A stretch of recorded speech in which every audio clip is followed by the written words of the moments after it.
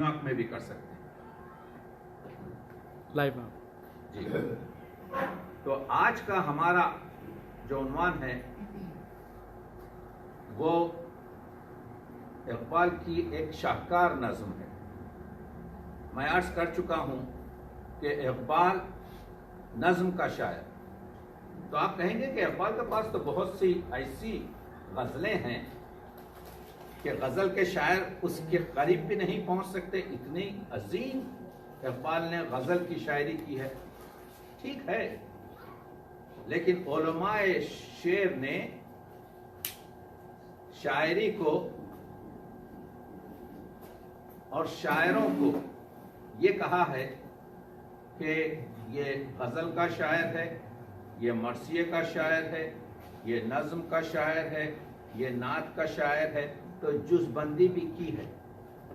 اقبال اپنی نظموں میں کمال کرتے ہیں، اگرچہ کہ میں نے اقبال کی جو غزلیں تھیں اس پہ بات چیت کر لی ہے اس پر، تو آپ دیکھ رہے ہیں کہ آج کی جو ہم نظم پڑھ رہے ہیں یہ 1931 کی نظم، تو اگر اقبال کی پرانی نظم ہمالیہ سے ملائیں تو یہ دو نظموں میں 30 سال کا فرق ہے، وہ 1901 کی نظم ہے۔ تو آپ کو معلوم یہ ہوگا کہ اقبال کی جو نظمیں ہیں وہ فن کے لحاظ سے، وہ موضوع کے لحاظ سے، وہ اپنے تاثیر کے لحاظ سے کافی فرق کر دی۔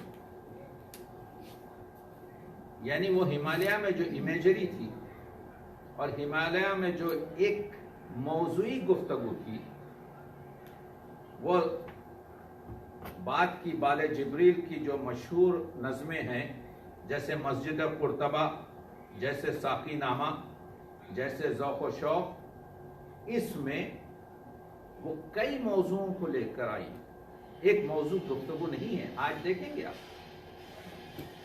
اور فن کی جو بالادگی ہے، فن کا جو آسمان فلک بوس درجہ ہے، وہ اقبال کو 4 بڑے اردو کے شعراء میں جو لاتا ہے، وہ شکوہ جواب شکوہ نہیں ہے، وہ بال جبریل کی نظمیں ہیں۔ بال جبریل کی نظمیں فن کے لحاظ سے اس معیار کی ہیں کہ اقبال کو آپ اردو کے 4 بڑے شعراء میر تقی میر، مرزا غالب، میر انیس اور اقبال کو ایک صف میں رکھتے ہیں، اگرچہ کہ اقبال ان 3 گزشتہ شعراء کی طرح سے 24 گھنٹے کے شاعر نہیں تھے۔ اقبال اپنے زندگی کے کام کرتے ہوئے بھی، یعنی وہ وکالت کرتے ہوئے بھی، وہ سیاست کرتے ہوئے بھی، وہ دوسرے اپنے مسائل پر کتابیں لکھتے ہوئے بھی، اقبال نے اس طرف آپ کے شاعری کی۔ تو آپ دیکھ رہے ہیں کہ اقبال نظم کے شاعر ہیں۔ اقبال کی یہ نظمیں، مخصوصاً بال جبریل کی نظمیں، شاہکار نظمیں کہی گئی ہیں۔ اور یہ بھی عجیب چیز ہے کہ اردو کی نظموں کا جو آغاز ہے باقاعدہ طور پر وہ پنجاب سے ہوا۔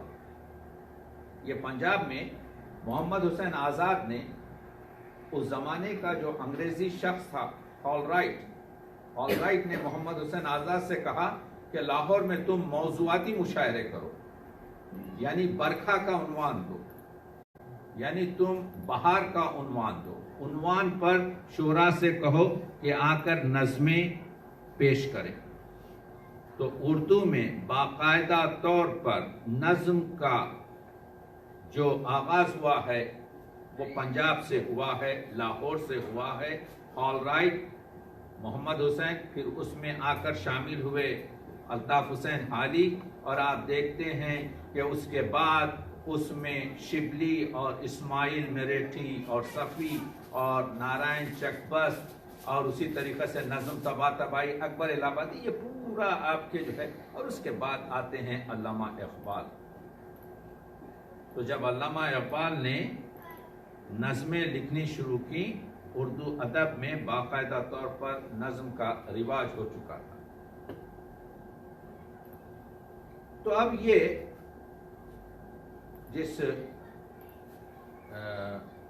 گفتگو کہ ہم نے کی کہ اقبال نظم کے شاعر ہیں یا نہیں، تو 2-3 منٹ میں اس پر بھی بات کرنا چاہتا ہوں، کیونکہ اس طرف زیادہ توجہ نہیں کی جاتی. کہتے ہیں کہ بھائی اقبال تو خود کہتے ہیں کہ میں تو شاعر ہی نہیں ہوں. ٹھیک ہے، اقبال نے خط لکھا سلیمان ندوی کو. اس کے الفاظ یہ ہیں: میں شاعری سے، فن شاعری سے مجھے کوئی دلچسپی نہیں ہے. بعض مقاصد خاص عزیز رکھتا ہوں جن کے بیان کے لیے اس ملک کے حالات اور روایت کی روح سے میں نے نظم کا طریقہ اختیار کر لیا ہے. اور اس کے بعد شعر فارسی کا لکھتے ہیں کہ نبینی خیر ازاں مرد فرز کہ برمن تہمت شعر و سخن بس. وہ شخص کبھی خیر نہ دیکھے جس نے مجھ پر تہمت شعر بہی کہ یہ شاعر ہے. مزاحیہ، ٹھیک ہے. یا اردو میں کبھی کہا تھا کہ میری نوائے پریشاں کو شاعری نہ سمجھ کہ میں ہوں محرم راز درون میں خانہ. ایک جگہ ایک خط میں لکھتے ہیں کہ اگر میں حسن نظامی کی طرح سے نثر لکھ سکتا تو کبھی شاعری کو اپنا ذریعہ نہیں بناتا. لیکن سنیے، اقبال پہلا اور آخر شاعر ہے. آج ہم جو بیٹھے ہوئے یہاں پر بات کر رہے ہیں، اقبال کا ایک نظریہ ہے. اقبال ایک نقطہ نظر رکھتے ہیں، ایک فلسفہ حیات رکھتے ہیں. اقبال کا جو یہ فلسفہ حیات ہے، اگر اقبال اس کو دوسرے ہمارے فلسفیوں کی طرح سے خشک اور نثری اور فلسفی انداز میں بیان کرتے تو اقبال آج 1% بھی جو ان کی آج شہرت اور مقبولیت اور جو دل وابستگی ہے نہیں رکھتے. اسی وجہ سے ون آف دا بیسٹ بک آن اقبال از عبدالسلام ندوی.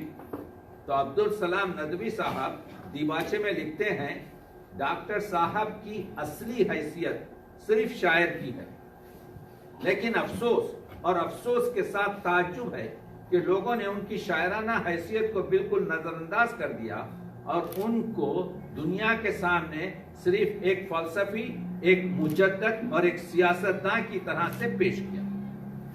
یہ وہ شخص کہہ رہا ہے جو اقبال پر اتھارٹی رکھتا ہے. اقبال تو معلوم یہ ہوا کہ وہ عز و انکساری، وہ کسر نفسی تھی اقبال کی، اس وجہ سے کہ فن شعر عام طور سے اردو کے دبستانوں سے جڑا ہوا تھا. وہ یا لکھنؤ یا آپ کے دبستان دہلی سے جڑا ہوا تھا. اقبال پنجاب کے ہیں، پنجابی ماں کی آغوش میں اقبال پال رہے ہیں. تو اقبال کے محاوروں میں کہاں وہ چستی، وہ مزہ اور وہ الفاظ کا برتنا آئے گا جو لکھنؤ اور دہلی کے بازاروں میں جاہل لوگ بھی کہتے تھے. تو معلوم یہ ہوا اقبال اس کو پروٹیکٹ کرنے کے لیے کہا بھئی مجھے آپ شاعری مت سمجھیے، مجھے کوئی شاعری سے دلچسپی نہیں ہے. لوگوں نے اس کو ایک طریقے سے لیا. اقبال اتنے سینسیٹیو تھے کہ اقبال نے اگر باقیات اقبال آپ دیکھیں تو اپنا 29% اردو کلام نکال دیا. اس وجہ سے نکال دیا کہ کہیں دال دب رہی تھی، کہیں یہ لفظ پوری طریقے سے آپ کے اردو شعریات کے مسائل میں جہاں کہیں بھی عیب نظر آ رہا تھا اقبال نے اس شعر کو نکال دیا. یعنی Iqbal was very sensitive practically. تو یہ جاننا چاہیے. اسی وجہ سے ڈاکٹر عابد حسین نے بہترین قسم کا، ڈاکٹر عابد حسین وہ ہیں کہ جب اقبال نے 7 خطبے دیے تو سید نذیر نیازی سے کہا یہ اقبال نے بہت کم خواہش کی ہے کسی شخص سے. اقبال نے کہا میری خواہش یہ ہے کہ تم جا کر عابد حسین سے کہو کہ میرے ان خطبوں کو اردو میں ترجمہ کر دیں. یہ تو بدبختی تھی کہ عابد حسین اس وقت 5-6 کا اردو میں ترجمہ کر رہے تھے اور انہوں نے سید نذیر نیازی سے کہا کہ میں معذرت چاہتا ہوں، میں اقبال کے جو ہے ترجمہ اس کو ترجمہ نہیں کر سکتا. ایک تو اس کا معیار بلند ہے، دوسرا یہ کہ میں بہت مصروف ہوں. اگر وہ کر دیتے تو میں سمجھتا ہوں کہ ترجمہ کسی نے فارسٹ اگر عابد حسین کا پڑھا ہے جو جرمن زبان سے انہوں نے انگریزی کے تھرو آپ کے ترجمہ کیا ہے تو آپ کو معلوم ہوگا کہ یہ کیا شخص تھا۔ اقبال نے یہاں پر خواہش کی تھی، لیکن اقبال کی خواہش دو جگہ آپ کے رد کی گئی ہے۔ ایک آپ کے جو ہے عظیم چغتائی کے بھائی، یہی عبد الرحمن چغتائی جو نقاش تھے، جن کو اقبال نے کہا تھا کہ کاش کے میرے اس کو جاوید نامے کو کوئی مصوری کر دیتا، نہیں کیا۔ اور دوسرے ایک یہ عابد حسین نے کہا تھا کہ کاش کہ میرے یہ 7 خطبوں کو اردو میں یہ ترجمہ کرتے۔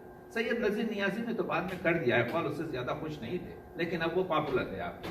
تو وہ کہتے ہیں، سنیے ایک ایک اور، جب شعر کے لیے فلسفے کا لفظ استعمال ہوتا ہے تو فلسفے کی صرف ایک ہی صفت مد نظر ہوتی ہے، یعنی موضوع کی کلیت اور ہماگیری۔ اقبال کا کلام فلسفانہ اس معنی میں ہے کہ وہ ایک کلی تصور حیات پیش کرتے ہیں، ورنہ اگر طرز ادا کو دیکھیں تو اس کے سوز و گداز، رنگ و آہن سے لبریز جو اس کا کلام ہے وہ ایشیائی شاعری کی جان ہے۔ یہ عابد حسین کہہ رہے ہیں کہ اقبال کی شاعری کی جان ہے۔ اسی وجہ سے تو ہم اس نتیجے پہ پہنچے کہ اقبال جو کچھ بھی کہیں، اقبال کا جو کلام ہمارے پاس موجود ہے اردو میں اور فارسی میں، اقبال کو بہترین اردو اور فارسی کے شعراء کی صف اول میں رکھتا ہے۔ تو اگر ان کا عز و انکسار کچھ ہے تو وہ ان کی بڑائی ہے، وہ ان کی عظمت ہے۔ آپ کو معلوم ہونا چاہیے کہ بڑائی کرنا یعنی میں اچھا ہوں، میرا کہنا اچھا ہے، پورے ادب میں ممنوع ہے، صرف ایک ہی جگہ جائز بھی ہے بلکہ خوش ہوتے ہیں لوگ، اس کو کہتے ہیں شاعرانہ تعالی۔ یعنی پورے آپ کے لوگوں میں ایک ہی ایسا آدمی ہے، کوئی لیڈر نہیں کہہ سکتا آئی ایم ویری گڈ، ابھی جو میں اسپیچ کیا ہوں وہ بہترین اسپیچ ہے۔ کوئی آپ کے جو ہے پروفیسر نہیں کہہ سکتا کہ جو ترجمہ میں کیا ہوں یہ بہترین ترجمہ، صرف شاعر کہہ سکتا ہے کہ میرا شعر ایسا ہے کہ تم کیا سمجھو گے، بہترین شعر میں نے کہا۔ اس وجہ سے کہ یہ جو خصوصیت دی گئی ہے شاعر کو، اللہ تعالیٰ اپنے آپ کی جو مدح کرتا ہے، اللہ کی جو آیتیں ہیں وہ اللہ اپنی آپ جو ہے ثنا کرتا ہے۔ اللہ نور السماوات والارض، اللہ بڑا ہے، اللہ کو زیبا دیتا ہے۔ شاعروں کو بھی کہا جاتا ہے تلمیذ الرحمن، اللہ کے شاگرد۔ اس وجہ سے ان لوگوں کو یہ چھٹی دے دی گئی ہے کہ تم بھی بات کر لو، تم بھی اپنا۔ اسی وجہ سے شاعر کہتا ہے میں نے تخلیق کی ہے، میں خالق شعر ہوں، میرا شعر تخلیق کرتا ہے۔ تو یہ جو پاور ہے جو شاعر استعمال کرتا ہے وہ اس وجہ سے کہ اس کو خطاب دیا گیا ہے کہ یہ اللہ کا شاگرد ہے، تلمیذ الرحمن ہے اللہ۔ تو بہرحال یہ باتیں آئی، میں عرض کر رہا ہوں کہ جب میں بات کرتا ہوں تو وہی اقبال کے دائرے میں بات کرتا ہوں، لیکن وہ جو ذہن میں جو خیالات ہوتے ہیں وہ بھی آپ لوگوں کے سامنے پیش کرتا ہوں تاکہ بعد میں مسئلہ ہو۔ تو معلوم یہ ہوا کہ اقبال بڑا شاعر ہے، معلوم یہ ہوا کہ اقبال نے جو کہا کہ مجھے شاعری نہ سمجھو، عز و انکساری کی مسئلہ ہے، اور معلوم یہ ہوا کہ اقبال کی آج جو معروفیت ہے، شناخت ہے، عظمت ہے، اعتبار ہے، اور اقبال کو وہ ان کی شاعری کی وجہ سے فلسفانہ چیزیں اس کے بعد۔ تو آج جو ہم نظم پڑھ رہے ہیں یہ بال جبریل، اس کا ہے عنوان ہے ذوق و شوق۔ یہ جو نظم ہے یہ ترکیب بند میں، ترکیب بند ایک فارم ہے شاعری کا جس میں کچھ شعر پہلے لکھے جاتے ہیں ایک بحر میں، نظم تو پوری بحر میں ہوتی ہے، ایک ہی بحر میں ہوتی ہے، یعنی ایک ہی ٹیون میں ہوتی ہے، لیکن ہر جو بند ہوتا ہے اس کے آخر میں جو شعر ہوتا ہے اگر وہ ریپیٹڈ ہو تو اس کو کہتے ہیں ترجیح بند، یعنی بند میں ترجیح دی گئی کہ وہ 5واں آخری شعر ریپیٹ ہو رہا ہے، اور اگر ریپیٹ نہ ہو تو اس کو کہتے ہیں ترکیب بند. تو اقبال کی جو یہ نظم ہے ذوق و شوق، اس میں 5 بند ہے اور ہر بند میں 6 شعر ہیں، تو کل نظم میں 30 شعر ہیں. اور یہ اس کا جو فارم ہے، اس کی جو حیت جس کو کہتے ہیں، وہ ترکیب بند ہے. جیسا آپ نے دیکھا کہ اقبال، میں نے احساس کیا کیونکہ میں 35-40 سال سے اقبال کا طالب علم ہوں، اقبال جب کبھی بھی لاہور سے ہٹ کے شعر کہتے ہیں آسمان پہ لے جاتے ہیں. جیسے فلسطین کا شعر دیکھیں، جیسے ہسپانیہ کے قرطبہ کے شعر دیکھیں، جیسے آپ کے جو ہے سنائی پر افغانستان کے اشعار دیکھیں، جیسے اقبال کے آپ کے کیا کہتے ہیں یورپ کے اشعار دیکھیں. تو یہ جو اشعار لکھے گئے اقبال نے، یہ فلسطین میں لکھے. ہم کو معلوم ہے کہ اقبال فلسطین سے جب لاہور آئے ہیں تو 15 دسمبر 1931 کو نکلے ہیں فلسطین سے، اور 31 دسمبر 1931 کو 15 دن کے بعد لاہور پہنچے ہیں.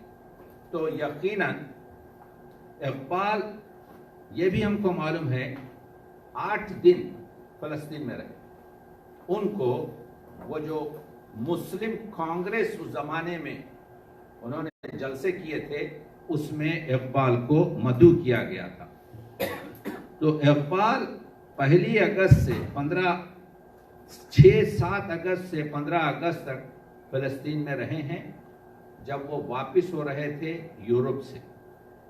اور ایک چیز یہ ہے کہ اقبال نے مسجد اقصی کی زیارت کی ہے، اقبال نے بیت الحم کی زیارت کی ہے، اقبال نے یافا کی زیارت کی ہے، اور یہ دیوار گریا ہے، اس کو کہتے تھے سیدنا موسیٰ، اس کی زیارت کی ہے. اور اس کے علاوہ جارڈن کا جو اس زمانے کا کنگ تھا عبداللہ، اس نے اقبال کو اور دوسرے جو شرکاء تھے مختلف ملکوں سے، ان کو پارٹی دی تھی، اس میں بھی وہ کی ہے. سوال یہ ہے کہ اب آتے ہیں اس چیز پر کہ یہ نظم مشکل کیوں؟ یہ نظم مشکل اس وجہ سے ہے کہ اقبال اپنے کلام کو ہم کو سمجھانے کے لیے، جس کو ارسال یا ترسیل یا ابلاغ کہتے ہیں، اپنے مبلغ کو نیچے نہیں رکھتے. وہ اسی ٹکر پہ لے جاتے ہیں جس طریقے پہ لے جانا. آسان بنانے کی کوشش اس وجہ سے نہیں کرتے کہ جب آپ ایک مسئلے کو پوری طریقے سے، کیونکہ فکر لامحدود ہے، لفظ محدود ہے، تو جب فکر کو آپ ڈھالیں گے الفاظ میں، تو کتنا percentage of thought you can't put it to the words, وہ شاعر احساس کرتا ہے. بعض شاعر کہتے ہیں مجھے واہ واہ نہیں ملے گی، تعریف نہیں ملے گی، میں یہ لفظ نہیں رکھنا چاہتا ہوں، تو وہ لوگوں کی داد کے لیے اپنے کلام کو اس سطح پر لاتے ہیں. اقبال نے یہ کام نہیں کیا. اس وجہ سے اقبال کی دعا ہے. آج رمضان میں ہم اقبال پر بات کر رہے ہیں، اور شاید یہ انٹرنیشنل اقبال سوسائٹی کی جو کوششیں ہیں، اسی دعا کا نتیجہ ہے کہ خدایا میرا نور بصیرت عام کر دے. آئیں گے ہم اس پوائنٹ پر. اقبال کو معلوم تھا کہ ہی از ٹاکنگ ویری ڈیفیکلٹ، اور اس قوم سے کر رہا ہے جس میں یہاں پر ہر ایک شخص آپ سے جو ہے ٹکر پہ آ جاتا ہے، اور آپ سے جو ہے گفتگو کرنے کے لیے، اور آپ سے جو ہے مباحثہ کرنے کے لیے جو ہے پوری طریقے سے دنگل میں کود جاتا ہے، جبکہ جانتا نہیں کہ الف کے بعد بے کس طرح سے لکھا جاتا ہے. یہ ہمارے کلچر کی تہذیب ہے. تو اقبال یہ جانتے تھے، کیونکہ اقبال پر ہی بہت سے اٹیک ہوئے. تو اس نظم میں اقبال نے 3 چیزیں پیش کی. ابھی تو میں نظم کے بارے میں بات کر رہا ہوں. ایک یہ کہ ملت کی موجودہ حالت، اور تیسرے یہ عشق رسول. لوگوں نے اس کو کمپلیٹ ایک طریقے پہ رکھ دیا کہ یہ نعتیہ آپ کی نعت ہے، سب سے بڑی نعت ہے، نہیں، ایسا نہیں ہے. آئیں گے ہم اس پر. اس کی آمیزش سے یہ نظم بنی. تو اب ہے یہ کہ نظم کے آغاز سے پہلے اقبال نے سعدی کا ایک شعر لکھا ہے فارسی کا. دریغ آمدم زاں ہمیں بوستان، تہی دست رفتم سوئے دوستان. افسوس. دیکھیے جب آپ جاتے ہیں ایک باغ میں، ایک باغ کی سیر کر رہے ہیں، تو آپ اپنے دامن میں اپنے دوستوں کے لیے کچھ پھول، اپنے دوستوں کے لیے کچھ میوے تو لائیں گے. اقبال سعدی کا ایک شعر کہہ رہے ہیں. سعدی نے کہا افسوس کہ میں نے پورے باغ کی سیر تو کی، لیکن اب میں خالی ہاتھ دوستوں کی طرف جا رہا ہوں. یعنی میں نے اپنے دوستوں کے لیے نہ کوئی پھول چنے، نہ کوئی پھل. دریغ افسوس آمدم زاں ہمیں پوچھتا، ہمیں پوچھتا. یعنی میں تمام باغ کی سیر سے آ رہا ہوں، تہی دست میرا ہاتھ خالی ہے، رفتن سوئے دوستان. اب یہ جو شعر ہے یہاں پر دو معنیوں میں آتا ہے. اور افسوس کی بات یہ ہے، بڑے افسوس کی بات. دیکھیے جو بات اس وقت ٹورنٹو میں ہو رہی ہے، میں عرض کر رہا ہوں، میری نظر پورے آپ کے جو ہے اقبالیات کے لٹریچر پر دنیا کی ہے، لوگوں کی تفاسیر پر. میں بہت ضمیر جعفری نے کہا تھا تقی عابدی کتاب کا کیڑا نہیں، کتاب کا مگرمچھ ہے. تو میں پوری طریقے سے جانتا ہوں کہاں پر کیا کام ہو رہا ہے. تو آپ لوگوں کو پوری طریقے سے بتا رہا ہوں کہ اس کو پوری طریقے سے انٹرپریٹ نہیں کیا گیا. ہم کو خود نہیں معلوم کہ اقبال نے اس شعر کو دو وسائل سے رکھا. دو وجوہات کیا تھی. ایک وجہ، آج سے 80-90 سال پہلے سفر کرنا ملکوں کا ایسا آسان نہیں تھا جیسا ہم کر رہے ہیں. چلے گئے اس سال عمرے کو، چلے گئے اس سال جو ہے زیارت نبوی کو. وہ بہت مشکلات ہے، مخصوصاً ایک شخص جو بیمار بھی. تو ایک تو مسئلہ یہ ہے، اقبال نے یہ شعر یہ رکھا ہے، کیونکہ اب ہم آئیں گے کہ میں فلسطین میں ہوں، میں حضور کے روضے کے بغل میں ہوں. اگر زیارت سے مشرف ہو کر جاتا لاہور تو میں اپنے دوستوں کو کہتا کہ میری آنکھیں منور ہوئی ہیں حضور کے روضے سے، میں نے حضور کے روضے میں یہ دیکھا. یہ سیر کرتا اگر میں اس باغ کی تو دوستوں کے لیے پھول اور دوستوں کے لیے ثمر لے جاتا.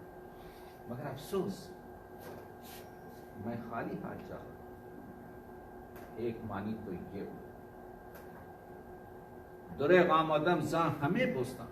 یورپ سے نہیں آ رہا ہوں، فلسطین سے آ رہا ہوں، مسجد اقصی سے آ رہا ہوں، حضور کے اسی لیٹیٹیوڈ سے آ رہا ہوں. مگر کیا تہی دست اور جا رہا ہوں سوئے دوستوں. ایک معنی تو یہ نکلتے ہیں، مجھے نہیں معلوم. ہم لوگ جو اقبال کے کلام کی تشریح کر رہے ہیں، اتنی جرت رکھنا چاہیے کہ جس چیز کو نہ جانے کہیں آئی ڈونٹ نو، مگر پیش کریں. دوسرا مسئلہ، یہ شعر کیوں رکھا مجھے نہیں معلوم اقبال نے کس رکھا. دوسرا مسئلہ جو یہ ہے کہ سید نذیر نیازی کو لکھتے ہیں، پڑھتا ہوں آپ کے لیے.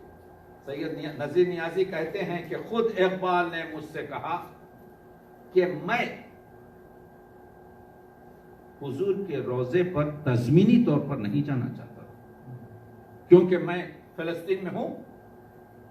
اب یہاں سے چلا جاؤں حضور کی زیارت کے لیے، یعنی میں اس چیز کو گوارا نہیں کر رہا تھا کہ ضمنی طور پر حضور کے روضے پہ حاضر ہو جاؤں، بلکہ پوری تیاری کے ساتھ جاؤں. اور پھر اسی خط میں لکھتے ہیں نذیر نیازی کو، اور میں نے کچھ دوستوں سے وعدے بھی کر رکھے تھے کہ جب میں حضور کی زیارت کو جاؤں تو تم لوگ بھی میرے ساتھ آؤ. ایک تو یہ مسئلہ. دوسرے یہ کہ جب اسی سفر سے واپس ہوئے ہیں تو کسی نے پوچھا کہ اقبال तुम फलस्तीन में थे और हुजूर की जियारत नहीं, हुजूर के रोज़े की।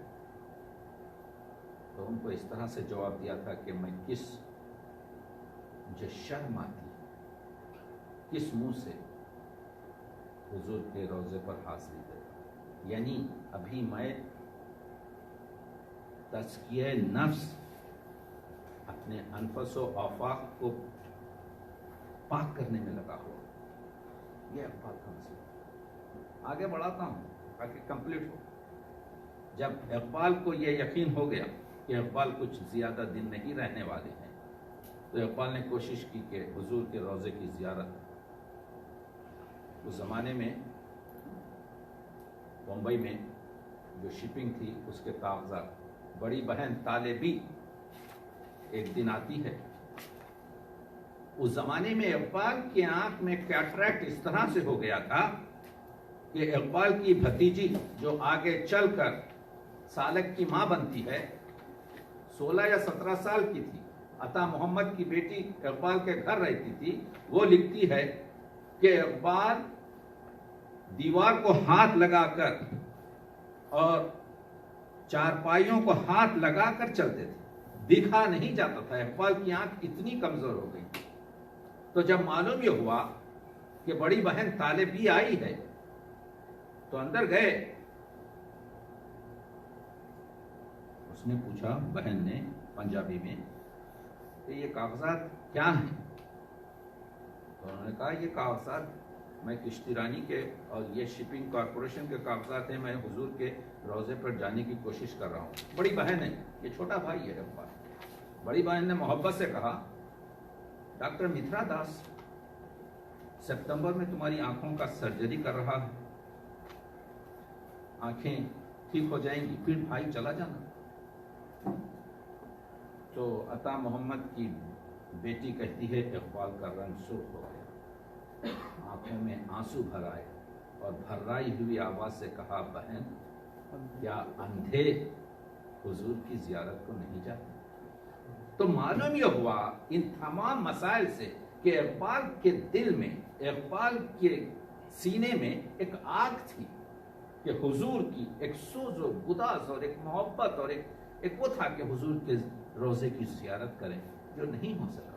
तो शायद ये शेर इसी वजह से रखा कि तही दस्त, मैं किस तरह जाऊं हुजूर के रोज़े के सामने, मैं किस तरह जाऊं, मैं खाली हाथ कैसे जाऊं मेरे मौला के रोज़े पर। तो ये शेर इस ज़िम्न में भी लिया जा सकता है। दोस्तां यहाँ पर इस मानी में भी आ सकता है कि दोस्त वही है जो रसूल खुदा हैं, जो हमारे मौलाए खुल के आपके जो हैं। तो ये शेर रखा। इक़बाल हुजूर की ज़ात में फना फिर रसूल थे।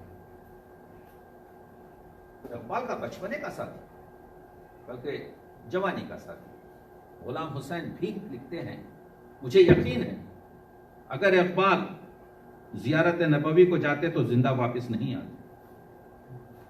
वो शख्स जो जवानी से इक़बाल को जानता है, इक़बाल की तमाम फिक्र को जानता है, इस वजह से कि आखिरी उम्र में हालत ये होती थी कि जब हुजूर का नाम लिया जाता तो आंखों से अश्क रवाना होते, और अगर लेटे हुए होते तो बैठ जाते, और जब नाम लेते या कुछ काम करते तो इस चीज़ का पूरी तरीके से यकीन कर लेते कि वो बावजूद है।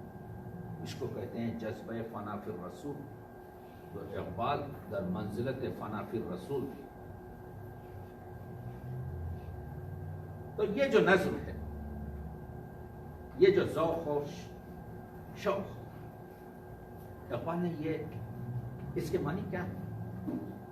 ज़ौक़ और शौक़ के मानी है, अरबी के जब कभी भी 3 और 6 हुरूफी लफ्ज़ आते हैं तो उसके इश्तिक़ाक़ कहते हैं, उसके जो अल्फाज उससे बनते हैं या जो उसके मानी होते हैं वो बहुत होते हैं। जैसे इल्म से आप देखेंगे अल्लामा है, इल्मियत है, मौलिम है, हज़ारों चीज़ें। जैसे आपके देखेंगे दुआ, जैसे आप देखेंगे रसा।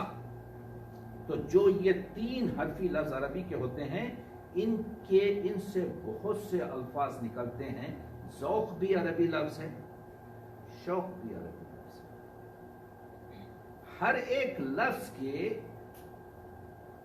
دیکھیے لفظ کے ایک تو معنی ہوتے ہیں جو اس لفظ کے ریئل معنی ہوتے ہیں، ایک دوسرے معنی ہوتے ہیں جو اس لفظ کے اطراف پڑے رہتے ہیں. جیسے اس کو مترادفات کہتے ہیں. They are not absolute آپ کے meaning, but they are related meanings. الحمدللہ رب العالمین، میں تعریف کرتا ہوں وہ اللہ جو عالمین کا رب ہے. بھائی اگر حمد کے معنی تعریف ہیں تو تعریف خود لفظ عربی ہے، تو اللہ کیوں نہیں کہا التعریف للہ رب العالمین؟ تو اللہ نے التعریف للہ رب العالمین نہیں کہا بلکہ الحمدللہ رب العالمین کہا. تو معنی یہ ہوئے کہ حمد کی ترجمانی آپ کے جو ہے تعریف کر رہا ہے لیکن ترجمہ نہیں ہو سکتا. معنی یہ ہے کہ ذوق جو عربی لفظ ہے، ان الفاظ کے ایک تو لغتی معنی ہوتے ہیں جس کو کہتے ہیں لغوی معنی، ایک معنی ہوتے ہیں اصطلاحی معنی جو ہم کامن سینس میں استعمال کرتے ہیں، اور ایک ہوتے ہیں محاورے کے معنی. ایک ایک لفظ کے مترادفات آپ کے جو ہے غضب کے ہیں. تو ذوق کے معنی کیا ہیں؟ ذوق کے معنی یاد رکھیے زے سے، مزے کے، ذائقے کے، لطف کے، مزے. اور شوق بھی عربی لفظ ہے، اور شوق کے معنی ہیں عشق کے، شوق کے معنی ہیں آپ کے جو ہے محبت کے. تو اس کے معنی یہ ہوئے ذوق و شوق کے کہ عشق کا لطف، عشق، لذت عشق. اگر اس کے معنی ہم لغوی طور پہ دیکھیں ذوق و شوق کے یعنی لذت عشق، ذوق و شوق. محاورہ بھی ہے اردو میں ذوق رکھنا، یعنی کسی چیز کا شوق رکھنا. اور آپ دیکھتے ہیں جب یہ دو لفظوں کو ملایا جاتا ہے ذوق و شوق تو ایک تیسرے معنی بنتے ہیں، اس کو کہتے ہیں اپج، فطرت یعنی دلی کیفیت. شاید اقبال نے معنی یہی رکھا کہ یہ جو نظم میں کہہ رہا ہوں یہ میری دلی کیفیت کی آپ کے جو ہے عکاسی ہے. شاید اقبال نے یہ کہا ہو کہ میں یہ سب آپ لوگوں کے سامنے مختلف چیزیں پیش کر رہا ہوں کیونکہ میرا طریقہ یہ نہیں ہوتا کہ آئی تھنک دس ون، وہ میں نہیں کرتا، وہ تو آپ لوگ سوچیں گے. میں تو اس کے کئی جو کلاسیفیکیشنز ہیں. تو ذوق و شوق کے معنی یہ بھی ہو سکتے ہیں کہ لذت عشق، ذوق و شوق کے معنی یہ بھی ہو سکتے ہیں کہ کیفیت عشق جو میرے پاس ہے. تو آپ دیکھ رہے ہیں کہ ذوق اور شوق کا محور جو ہے، سینٹرلائزیشن جو ہے وہ عشق ہے. اور آپ جانتے ہیں کہ عشق جو سے حرفی عربی لفظ ہے نہ قرآن مجید میں ہے، نہ احادیث نبوی میں ہے، نہ یہاں تک کہ اس زمانے کی اگر قصائد جاہلیہ دیکھیں تو آپ کو عشق کا لفظ نہیں ملے گا. عشق کا لفظ اسلام کی ہجرت کے 130 سال بعد پہلے ہم کو ایک شعر میں ملتا ہے کہ میرے عشق نے، اس کا عنوان، اس کا مطلب یہ ہے کہ تیرے عشق نے میرے دل کو یوں گھیر لیا ہے جیسے ریشم کے کیڑے کے اطراف دھاگا اس کو گھیر لیتا. یہ پہلا ہے 132 ہجری جس میں ہم کو پہلی. تو اب یہ مطلب یہ ہے کہ عشق کے متعلق پھر بیان کیسے ہو قرآن مجید میں، جب قرآن مجید یہ کہتا ہے کہ ہر خشک و تر اس کتاب میں ہے. تو اس وجہ سے ہے کہ قرآن مجید میں اس کے عشق کے جو معنی ہیں وہ حب سے، جس سے محبت ہے، جس سے حبیب ہے، وہ ود سے جس سے مودت ہے، وہ آپ کے جو ہے یعنی ان اشعار ولا سے جس کے نامی ولایت ہے. تو قرآن مجید نے عشق کے مفہوم کو دوسرے الفاظوں سے ادا کیا. تو ذوق و شوق جو ہے اقبال نے اس نظم کا عنوان رکھا. اس عنوان کا رکھا ہے کہ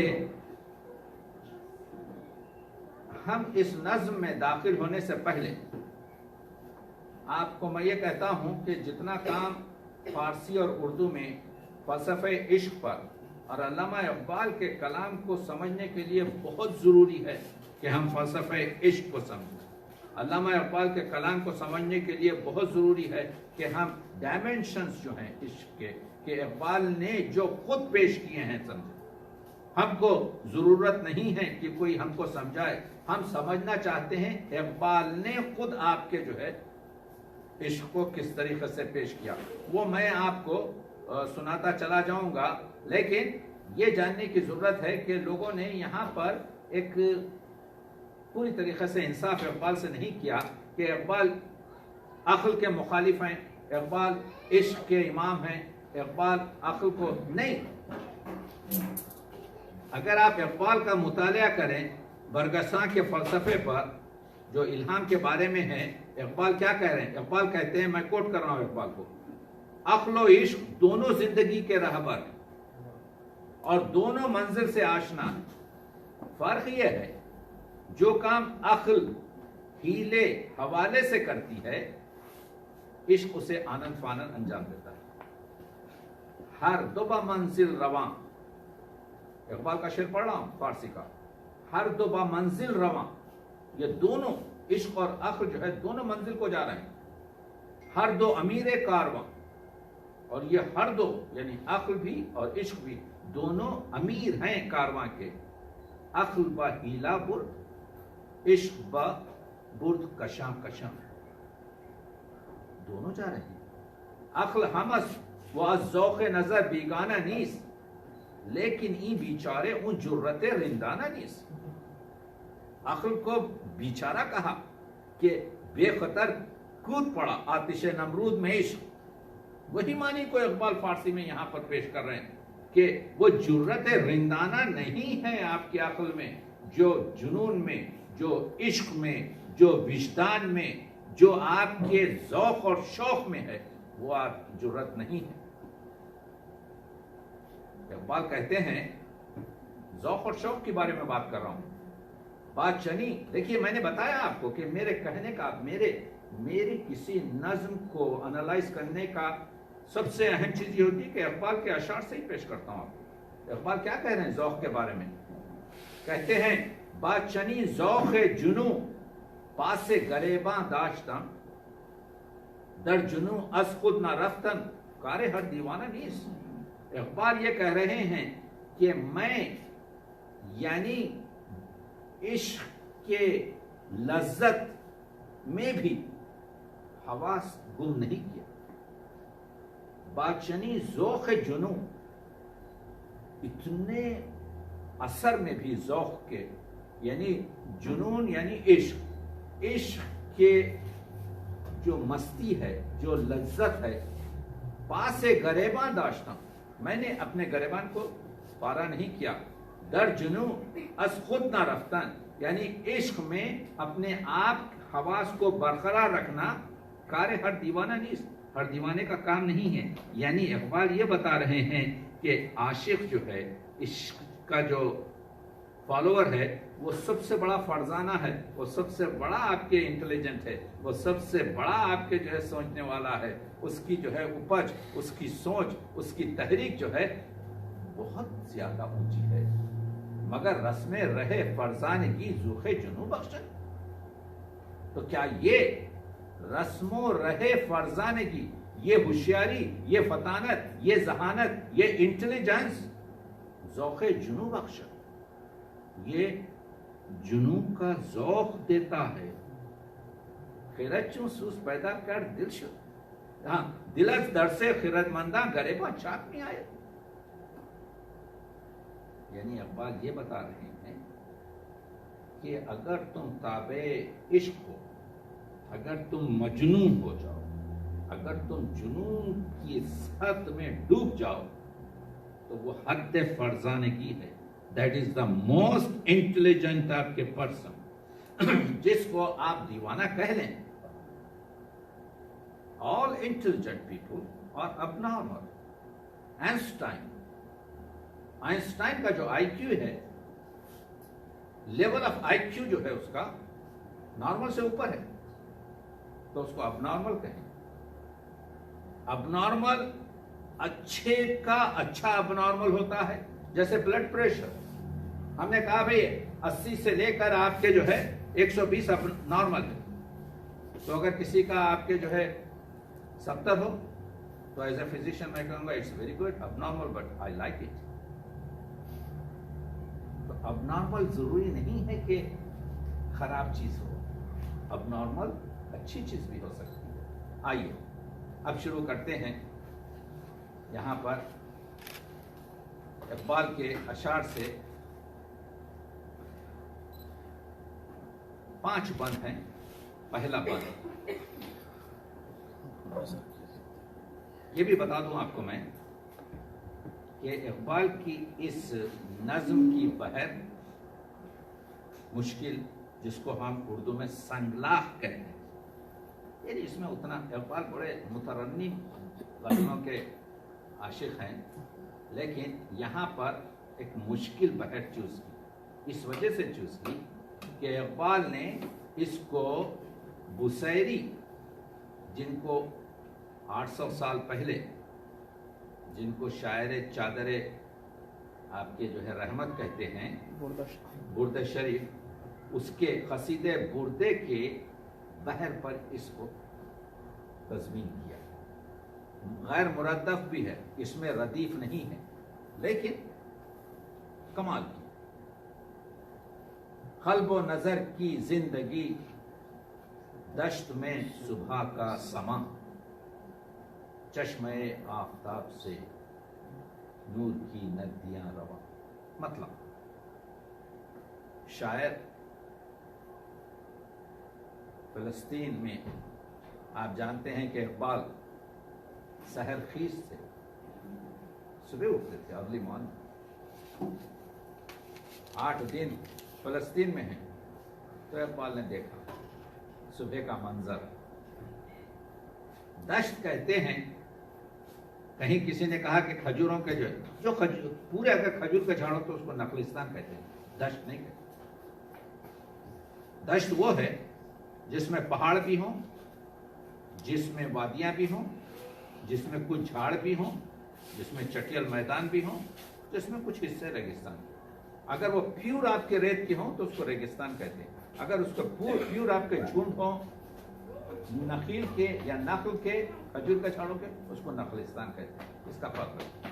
اقبال دشت میں دیکھ رہے ہیں، اور آپ اور ہم جا چکے ہیں آپ کے فلسطین میں اتنی آپ کے جو ہے ہر چیز ہے.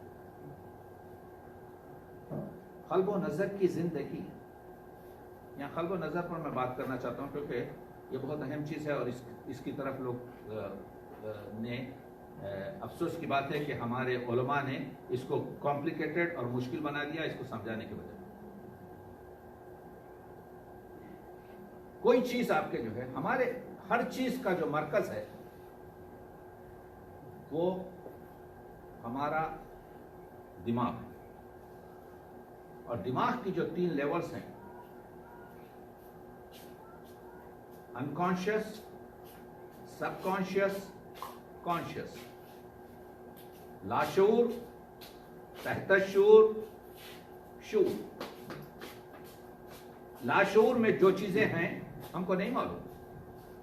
ایک شاعر سے آپ پوچھیں گے کہ یہ شعر آپ نے کیسا لکھا، تو یہ کہے گا کہ بس ایک خیال آیا. خیال جب کبھی ذہن میں آتا ہے، الفاظ کا لباس پہن کے آتا ہے. کوئی خیال آ ہی نہیں سکتا آپ کے ذہن میں اگر الفاظ نہ ہو. جو بھی خیال آئے گا. تو معلوم یہ ہوا کہ خیالات کا منبع، اسٹوریج، خزانہ لاشعور ہے، انکانشیس ورلڈ ہے، بلیک ہول ہے جس کو کہتے ہیں. جیسے ہی خیال اس میں سے پک کر تھوڑا سا نکلا باہر اور تحت شعور کی سب کانشیس لیول پر آیا، اس کو فوراً الفاظ کا لباس پہننا ضروری ہے. اس وقت آپ فوراً خیال کو سوچ دیں، خیال ہے. پھر اس کو آپ شاعر इंटेलिजेंट तरीके पर उसको फौरन, अगर ई सआदत बज़ूर बाजू नीस जो कहते हैं, जो शायर होता है उसके पास ये कैपेसिटी होती है कि उस ख्याल को, उस परिंदे को जो फौरन आपके लाशूर के हिस्से से शूर में आया, तहत शूर में आया, उसको पकड़कर उसने आपके जो है कागज पर बंद कर दिया और मिसरा बना दिया। तो कल्ब जो है, जो हम लोगों ने कल्ब तसव्वुफ में, कल्ब हमारी उर्दू में जो सेंट्रल चेस्ट को कहा है, उसका मबदा भी दिमाग में। कल्ब कोई चीज नहीं, heart is nothing, is a piece of आपके जो है मीट, नथिंग। कल्ब उसको कहते हैं जो आपके लाशूर में हो चीज जज्ब, उसको कहते हैं कल्ब। आपकी आंख कोई चीज नहीं देखती जो आपका दिमाग नहीं जानता। फर्ज कीजिए मैं आपको एक स्लाइड पर खून के 2-3 खतरे रखकर कहूं कि आप इसको माइक्रोस्कोप में देखिए, तो आप कहेंगे मैं देख रहा हूं कुछ रेड किस्म के, कुछ व्हाइट किस्म के कुछ सेल्स हैं। लेकिन जब आप मुझे बताएंगे तो हर एक सेल मुझसे बात करेगा, मैं कैंसर हूं, मैं फलां डिसीज का हामी हूं। यानी मालूम यह हुआ कि क्योंकि मेरा दिमाग जानता है तो मेरी आंख देख रही है, क्योंकि आपका दिमाग नहीं जानता इस वजह से आपकी आंख नहीं देख रही है। तो आंख वो चीज देखती है जिसको दिमाग जानता है, वरना आंख जो है एक जरिया है। फर्ज कीजिए कि आप बाजार से गुजर रहे हैं, 200 लोग आपके सामने से गुजर रहे हैं, किसी को आप नहीं पहचानते, लेकिन एक दोस्त जो जा रहा है उसको फौरन पहचान के सलाम अलैकुम कर लेते हैं। तो मालूम यह हुआ कि दिमाग का जानना जरूरी है। तो नजर जो है, नजर के दो मानी है। एक नजर वो है जो बीनाई है, एक नजर वो है जो आपका अंदाज है कि आपकी नजर इस पर क्या है। मेरी नजर बहुत कमजोर हो गई है। जब आप कह रहे हैं मेरी नजर बहुत कमजोर हो गई है, मैं देख नहीं सकता, तो आप बसारत की बात कर रहे हैं। जब ये कह रहे हैं कि आप अहले नजर हैं, तो आप बात कर रहे हैं कि you have an idea and an ideal way, आपके ख्याल। और जब आप ये कह रहे हैं कि मैं अल्लाह को अपनी नजर से देख रहा हूं, तो वो बसीरत है। तो दिल की जो आंख है वो है बसीरत, आंख जो देखती है वो है बसारत। बसारत अलग है, बसीरत अलग है।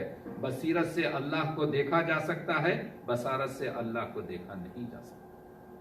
इकबाल कहते, इकबाल का फर्ज कल्ब व नजर की जिंदगी दोनों तरीके से बात करें। इसकी दश में सुबह का समा, अगर तू कुरान मजीद में है अक्सर हम ला याक़िलून, मेजॉरिटी जो है आपके ताक़ुल नहीं करती। मानी क्या है, क्या 51% क्या है दुनिया में आपके जो है दीवाने। ये कुरान मजीद में मुख्तलिफ मकामात पर जो आया है अक्सर हम ला याक़िलून, अक्ल रखते नहीं कह रहा है कुरान। कुरान मजीद फरमा रहा है कि बीशतर लोग ताक़ुल नहीं करते। फूल देखते हैं मेरी सन्नाई को याद नहीं करते, पहाड़ देखते हैं मेरी खुदाई पर आपके इत्मीनान नहीं करते।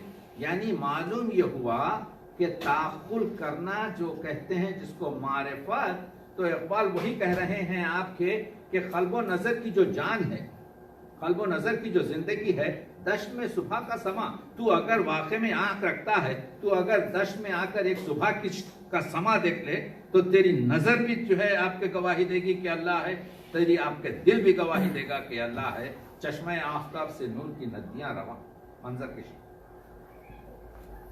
चश्मा गिर्द होता है, आफताब गिर्द।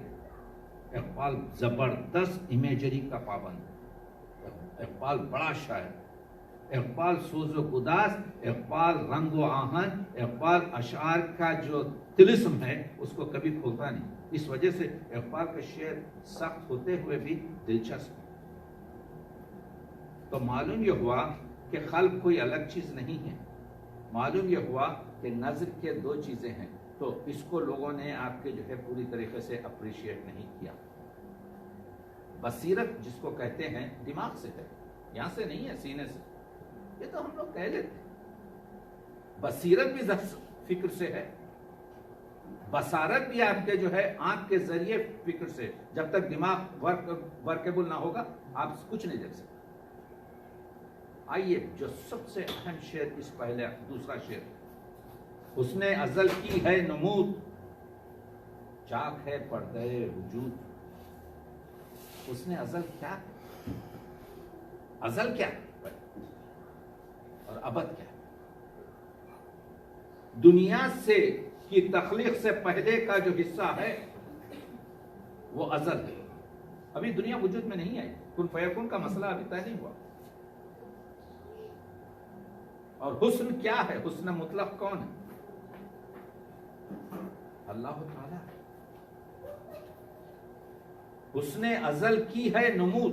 نمود یعنی آپ کے جو ہے اس کی آپ دیکھ رہے ہیں کہ کس طریقے سے ابھر رہا ہے, یعنی کس طریقے سے آپ اس کو درک کر رہے ہیں, کس طریقے سے وہ حسن ازل کی ہے نمود, چاک ہے پردے وجود. آپ کو معلوم ہے کہ ہمارے اسلامی تصوف میں دو آپ کے فلسفے ہیں, واجب الوجود اور واجب الشہود. ہما اوس ہما عزوز. ہر چیز اللہ, لا موجود الا اللہ. کوئی چیز موجود نہیں ہے سوائے اللہ کے. یہ یونانی فلسفہ, یہ آپ کے جو ہے بھکتی کا فلسفہ, یہ قدیم آشاریوں کا فلسفہ, یہ ابن عربی کا فلسفہ, یہ سب واجب الوجود ہیں. اس پہ کبھی بات کریں گے. اقبال اس کے تحت نہیں. دوسرا ہے, اس کو کہتے ہیں ہما اوس, ہر چیز وہ ہے. ایک ہے واجب الشہود, وحدت الشہود اور وحدت الوجود اور وحدت الشہود. واجب ال بھی کہہ سکتے ہیں, سیم ایک معنی. آپ اس کو جو ہے واجب الوجود بھی کہہ لیجئے, آپ کے جو ہے واجب, اور کیونکہ یہ اللہ کے نام ہیں. آپ کے تصوف میں ہر دو طریقے سے کہا جا سکتا ہے وجود. تو وجود اور شہود. دوسرے یہ کہ ہما عزوز, ہر چیز جو دنیا میں ہے اللہ اس کی وجہ سے.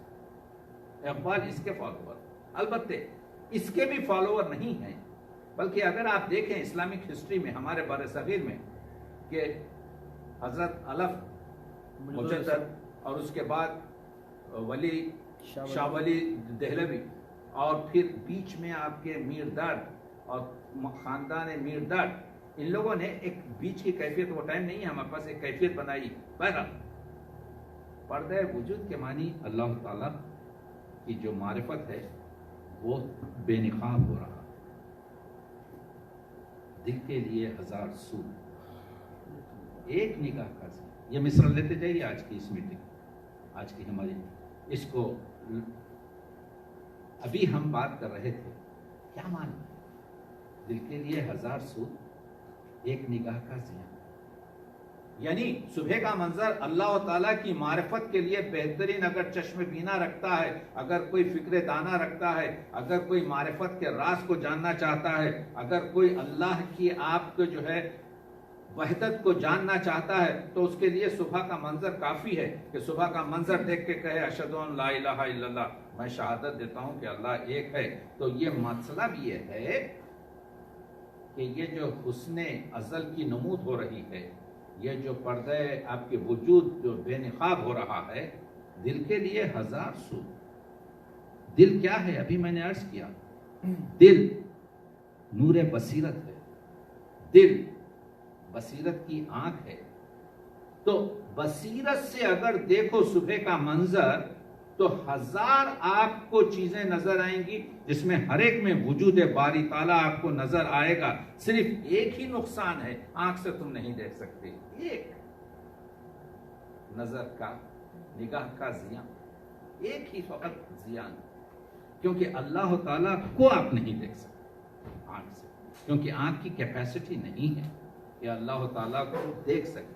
لیکن دل کی جو نور بصیرت ہے اس کی کیپیسٹی ہے کہ آپ اس کے ہزار چیزوں میں صبح کا جو منظر ہے اسے اللہ تعالیٰ کو محسوس کر سکتے ہیں. تو معلوم یہ ہوا ایک محسوسات ہیں. دیکھیے ہمارے جو 5 جو محسوسات ہیں وہ محسوسات ہیں, اور باطنی بھی ہمارے پاس آپ کے جو ہے جو چیزیں ہیں اس سے آپ دل سے جو ہے استفادہ کر سکتے ہیں. اور اس کے بعد سے منظر کو آگے بڑھاتے ہیں اقبال کہ سرخ و کبود بدلیاں چھوڑ گیا صحاب شب. تو یہ جو اقبال کی یہ منظر کشی ہے اس پہ زیادہ وقت نہیں دیں گے کہ یہ جو آسمان پر جو ابر کے ٹکڑے ہیں سورج کی شعاؤں سے بعض وقت ایسے معلوم ہوتے ہیں وہ بنفش رنگ کے اور سرخ رنگ کے ایسے معلوم ہوتے ہیں کہ وہ پھیلے ہوئے ہیں. بدلیاں سرخ و کبود بدلیاں چھوڑ گیا صحاب شب یعنی رات کے جو ابر کے ٹکڑے تھے وہ یہ اقبال کے کہنے کا انداز ہے. مقصد یہ ہے کہ جو ابر کے ٹکڑے آسمان پر ہیں افق کی طرف یہ سورج کی روشنی کی شعاؤں کی وجہ سے کوئی بعض پرپل نظر آ رہے ہیں کوئی آپ کے جو ہے ریڈ نظر آ رہے ہیں.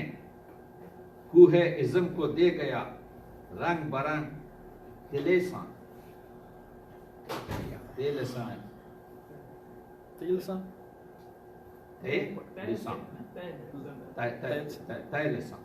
زیاں کے ساتھ تیلسان. حیدرآبادی کی عادت ہے ہر چیز زیر سے پڑھتے ہیں آپ کے تیلسان. نفرت کو نفرت کہتے ہیں. ٹھیک ہے تو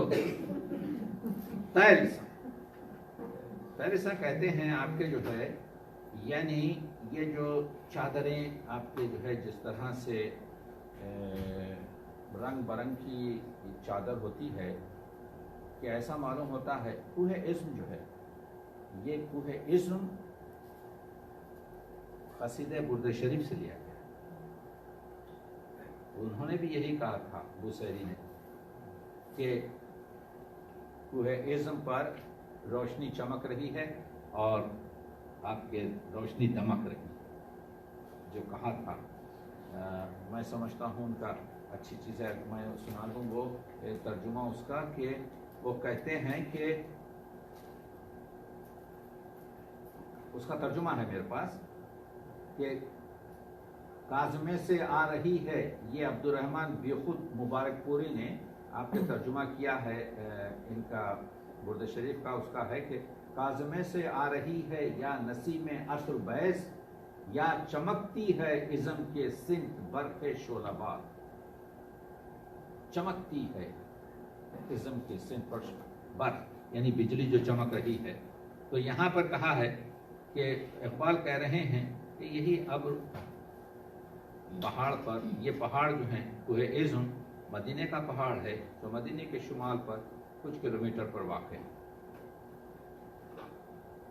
کوہ عزم گر سے پاک ہے ہوا برگے نخیل دھل گئے ریگے نواہ کاظمہ نرم ہے مثل پرنیا. پرنیا کہتے ہیں آپ کے یہ دبیس قسم کی جو ریشم کو پرنیا کہتے ہیں لیکن یہاں پر مثل پرنیا یعنی یہ جو ریگستان ہے کاظمے کا اس پر یا پانی پڑا ہے یا رات کا جو اوس ہے تو جب آپ تھوڑی سی ریت پر آپ تھوڑا سا پانی ڈال دیتے ہیں تو ایسا معلوم ہوتا ہے کہ ریت ایک دوسرے سے جڑ گئی ہے اور یہ بالکل بہت ہی سافٹ اور بہت ہی ریشم نما معلوم ہوتے ہیں. اقبال منظر کشی کر رہے ہیں. اس کے بعد سے کہتے ہیں آگ بجھی ہوئی ادھر ٹوٹی ہوئی تناب ادھر کیا خبر اس مقام سے گزرے ہیں کتنے کارواں. یہ اچھا ہے. اقبال یہ کہہ رہے ہیں کہ فلسطین میں ہوں میں. فلسطین ہماری کلیسائی صلیبی جنگوں کا مرکز. فلسطین اگر آپ پورا مڈل ایسٹ کو دیکھیں جتنی جنگیں اس 150 کلومیٹر میں ہوئی ہیں جب سے ہم نے تاریخ بنائی ہے کہیں اور نہیں. تو یہ آگ بجھی ہوئی ادھر ٹوٹی ہوئی تناب ادھر کیا خبر اس مقام سے گزرے ہیں کتنے کارواں. یہ کارواں مسجد اقصی کی زیارت کے بھی ہو سکتے ہیں. یہ کارواں ہمارے پاس سلک وے تھا ہمارے پاس اسپائس وے تھا. ایک انڈیا سے جو جاتا تھا بر صغیر سے اس زمانے میں اس کو کہتے تھے اسپائس وے.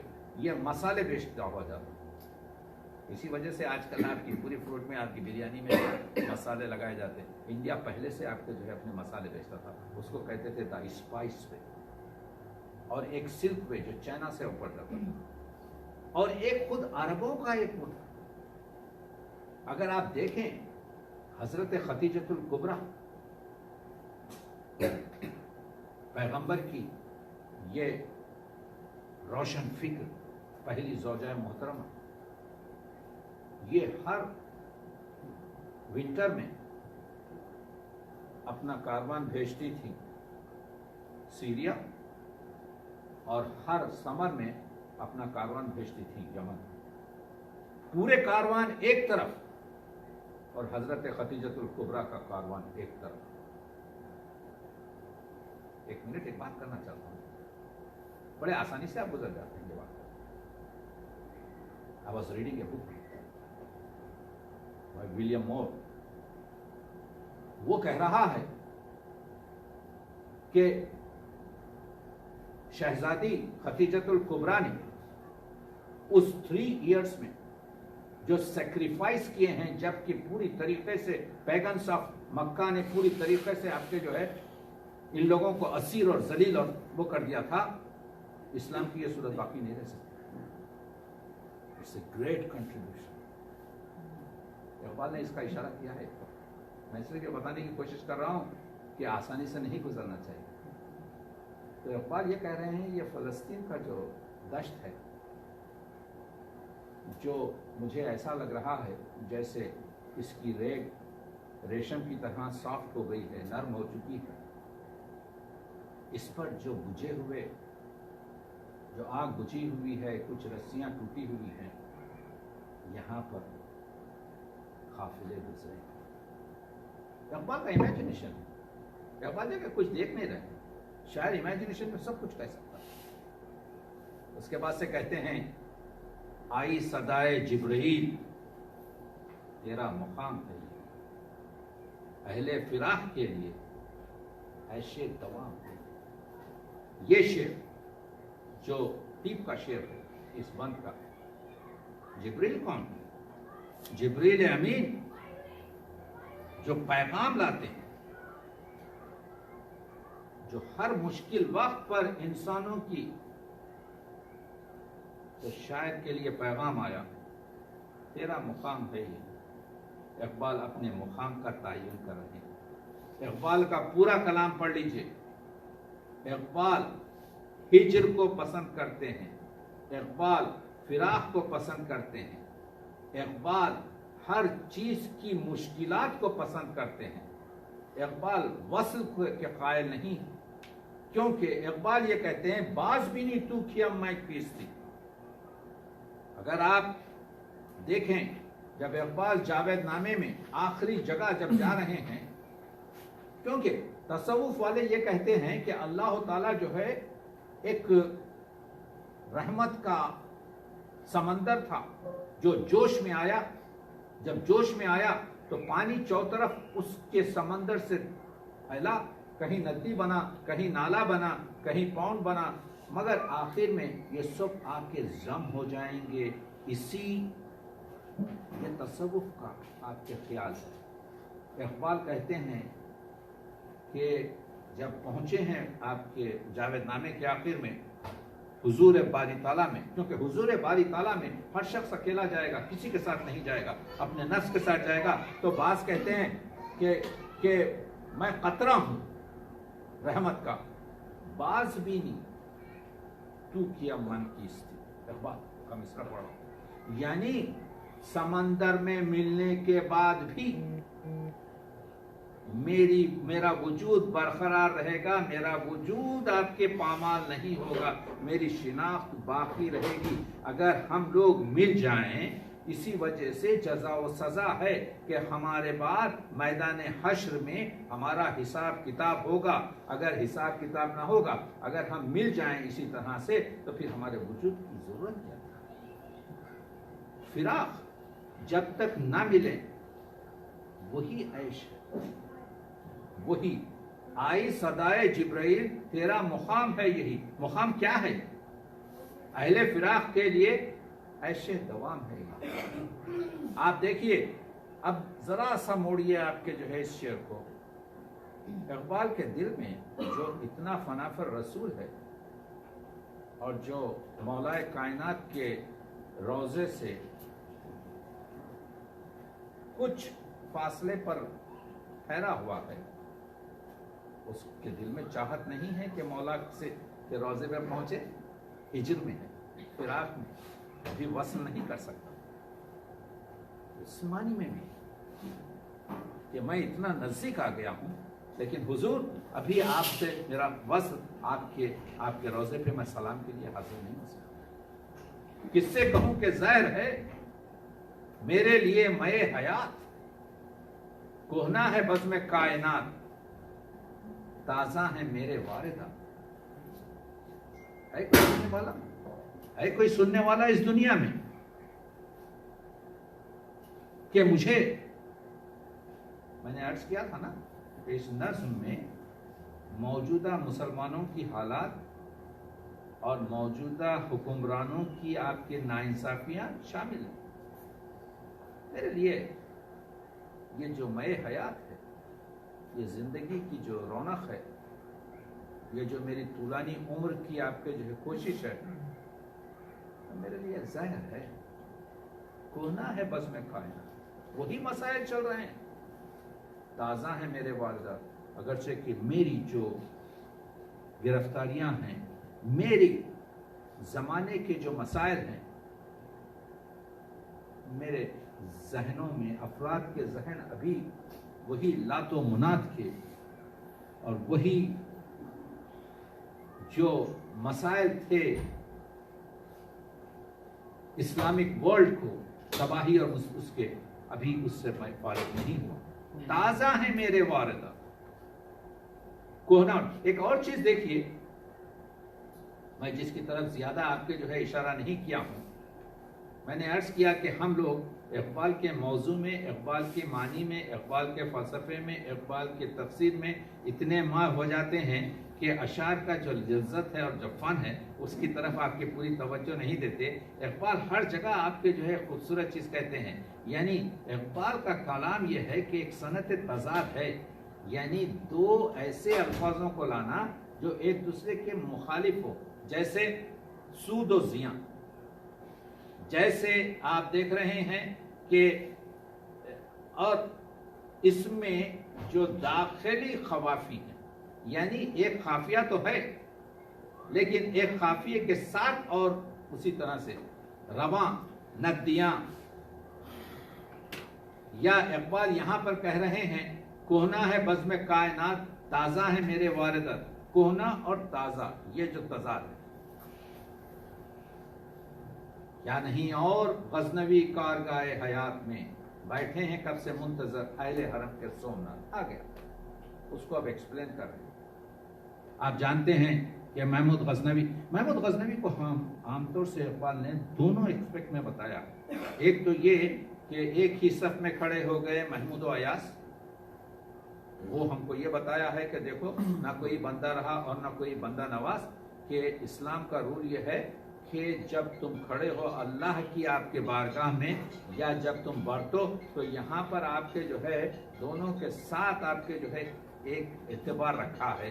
कि दूसरी चीज़ जो है महमूद गज़नवी के जो हमले हैं, मखसूसन महमूद गज़नवी ने वो काठियावाड़ का जो सोमनाथ है उसको हमले करने के लिए जो लखो दश्त और रेगिस्तान का, मुसीबतों का आपके जो है सफर किया, यानी it was a very brave act.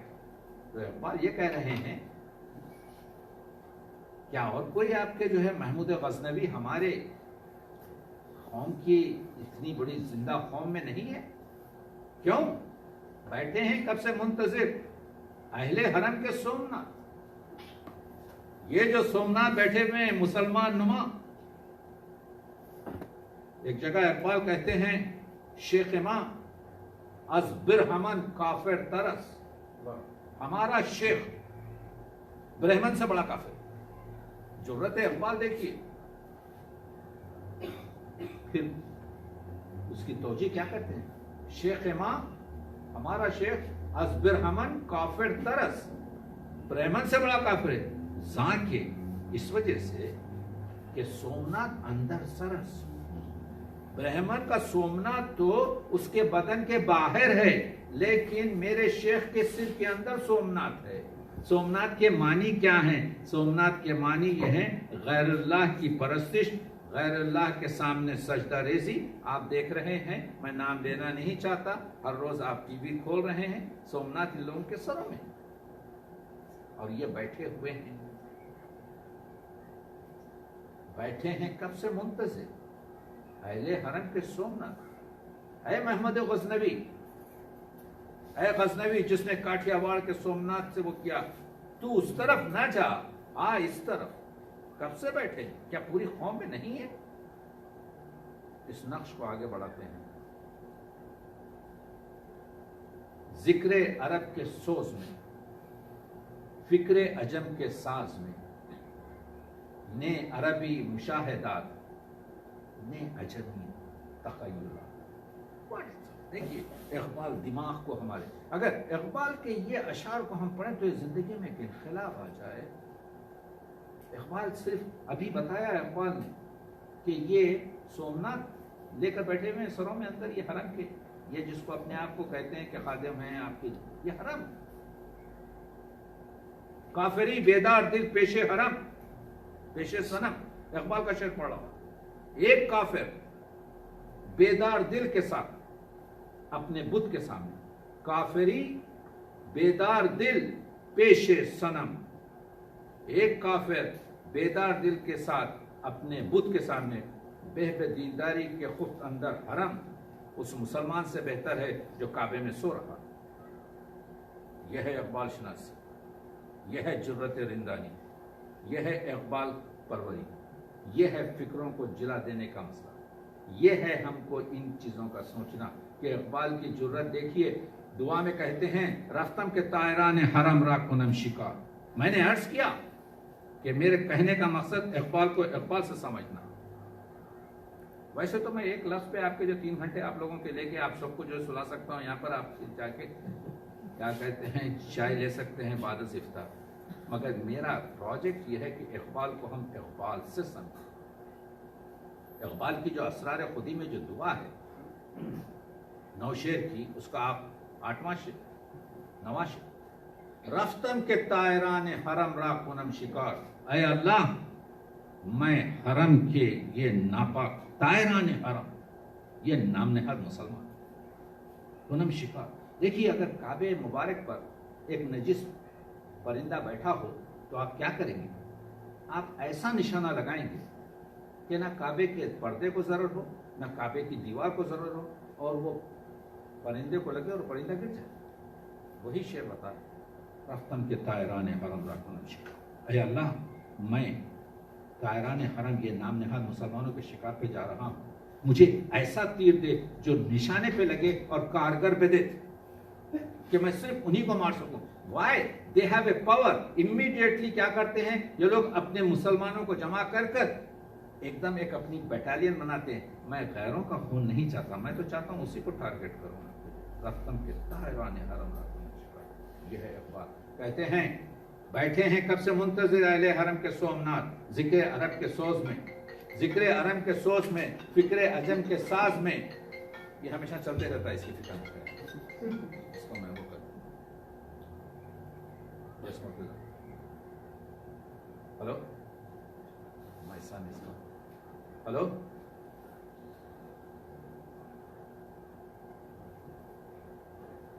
وہ اس کو جو ہے ایئرپورٹ سے آ رہے ہیں؟ نہیں، ایئرپورٹ اس کی فلائٹ ڈیلے ہوگی تو مجھے جو ہے آپ کے، میں ایسا بھی کر سکتا ہوں آپ کے ساتھ جو ہے سحری کھا کے نکل سکتا ہوں۔ ہاں ٹھیک ہے ڈاکٹر صاحب، ابھی 30 منٹ رہ گئے ہمارے پاس۔ نہیں ہم تو کچھ نہیں کریں، وہی تو میں کہہ رہا ہوں کہ 30 منٹ رہ گئے ہمارے پاس افطاری سے پہلے۔ تیزی سے چلتے ہیں۔ ہاں سحری تک ہو جائے گی لیکن ابھی 30 منٹ ہے ہمارے پاس۔ تو چلیے، تو عرب کے لوگوں میں جو سوز تھا، جو حقیقت پسندی تھی، اور عجم کی فکر میں جو تخیلات کی بلندی تھی، وہ بھی ہمارے پاس اب باقی نہیں۔ ہمارے علماء کا کام دیکھیے، آپ عربی علماء کا کام دیکھیے، عجمی علماء کا کام دیکھیے۔ ہمارے پاس وہ بھی خالی ہو گئے. قافلہ حجاز میں ایک حسین بھی نہیں. حسین سمبل ہے, حسین علامت ہے, حسین علامت ہے حق کی, حسین علامت ہے باطل سے کے مقابلے میں نبرد اور جنگ کرنے کی. ہمارے پاس ایک بھی ایسا شخص نہیں ہے جو باطل کے مقابلے میں کھڑا ہو. گرچہ ہے تابدار ابھی یسوع دجلہ و فرات, یعنی ابھی ہمارے پاس ظالم حکمران ہیں, ہمارے پاس ناانصافی ہے, ہمارے پاس یہاں پر تابدار ہیں یسوع دجلہ و فرات. معنی یہ ہے کہ جغرافیکل کنڈیشنز آر سیم. وہی شہنشاہیت, وہی ناانصافیاں, وہی جس کے لیے حسین نے جنگ لڑی تھی, وہ پورے اسباب ہمارے پاس موجود ہیں, لیکن ایک بھی حسین ہمارے پاس نہیں ہے. عقل و دل و نگاہ کا مرشد اولی ہے عشق. عشق نہ ہو تو شر و دین بت کدے تصورات. ایک دم پلٹتے ہیں, پلٹ کے کہتے ہیں اس کی وجہ یہ ہے کہ تمہارے دل میں عشق الہی پر نہیں ہے, تمہارے دل میں معرفت الہی نہیں ہے, تمہارے پاس وہ پاور نہیں ہے کہ پیٹ پر پان کے پتھر جو لڑا کرتے تھے وہ چیز نہیں ہے. تو اقبال نے پہلے یہ بتایا کہ ہمارے پاس آپ کے جو ہے حکمراں اسی ضلالت میں ہیں, ہمارے پاس قوم پوری سوئی ہوئی ہے, نہ اجمی تجلیات ہیں, نہ عربی ہمارے پاس حقاقیات ہیں, ہمارے پاس نہ غزبی ہے, نہ ہمارے پاس صدق ہے. اس کے بعد سے کہتے ہیں اس کی وجہ یہ ہے کہ ہمارے پاس عشق الہی نہیں ہے. دیکھیے علامہ اقبال ایک جگہ کہتے ہیں جمال عشق و مستی نئے نوازی, جلال عشق و مستی بے نیازی, کمال عشق و مستی حرف ظرف حیدر, زوال عشق و مستی حرف راضی. اقبال یہ کہہ رہے ہیں کہ اقبال کے پاس یہ عشق و مستی کی جو ہے میں نے ان کے پاس دیکھی ہے 34 جگہ پر آپ کے جو ہے اقبال کے پاس موجود ہیں ان کے کلام میں فارسی وغیرہ.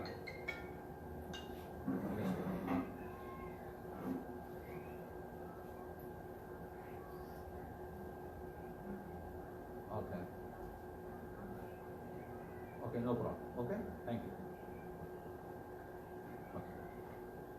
تو کہنے کا مطلب یہ ہے کہ ہمارے پاس اقبال ایک ایسا شاعر ہے جو ہم کو اسباب بھی بناتا ہے, اس کے بعد سے اس کے نتائج بھی بتاتا ہے. کہتا ہے کہ اس کی وجہ یہ ہے کہ تمہارے پاس عشق الہی نہیں ہے, تمہارے پاس عشق نبوی نہیں ہے.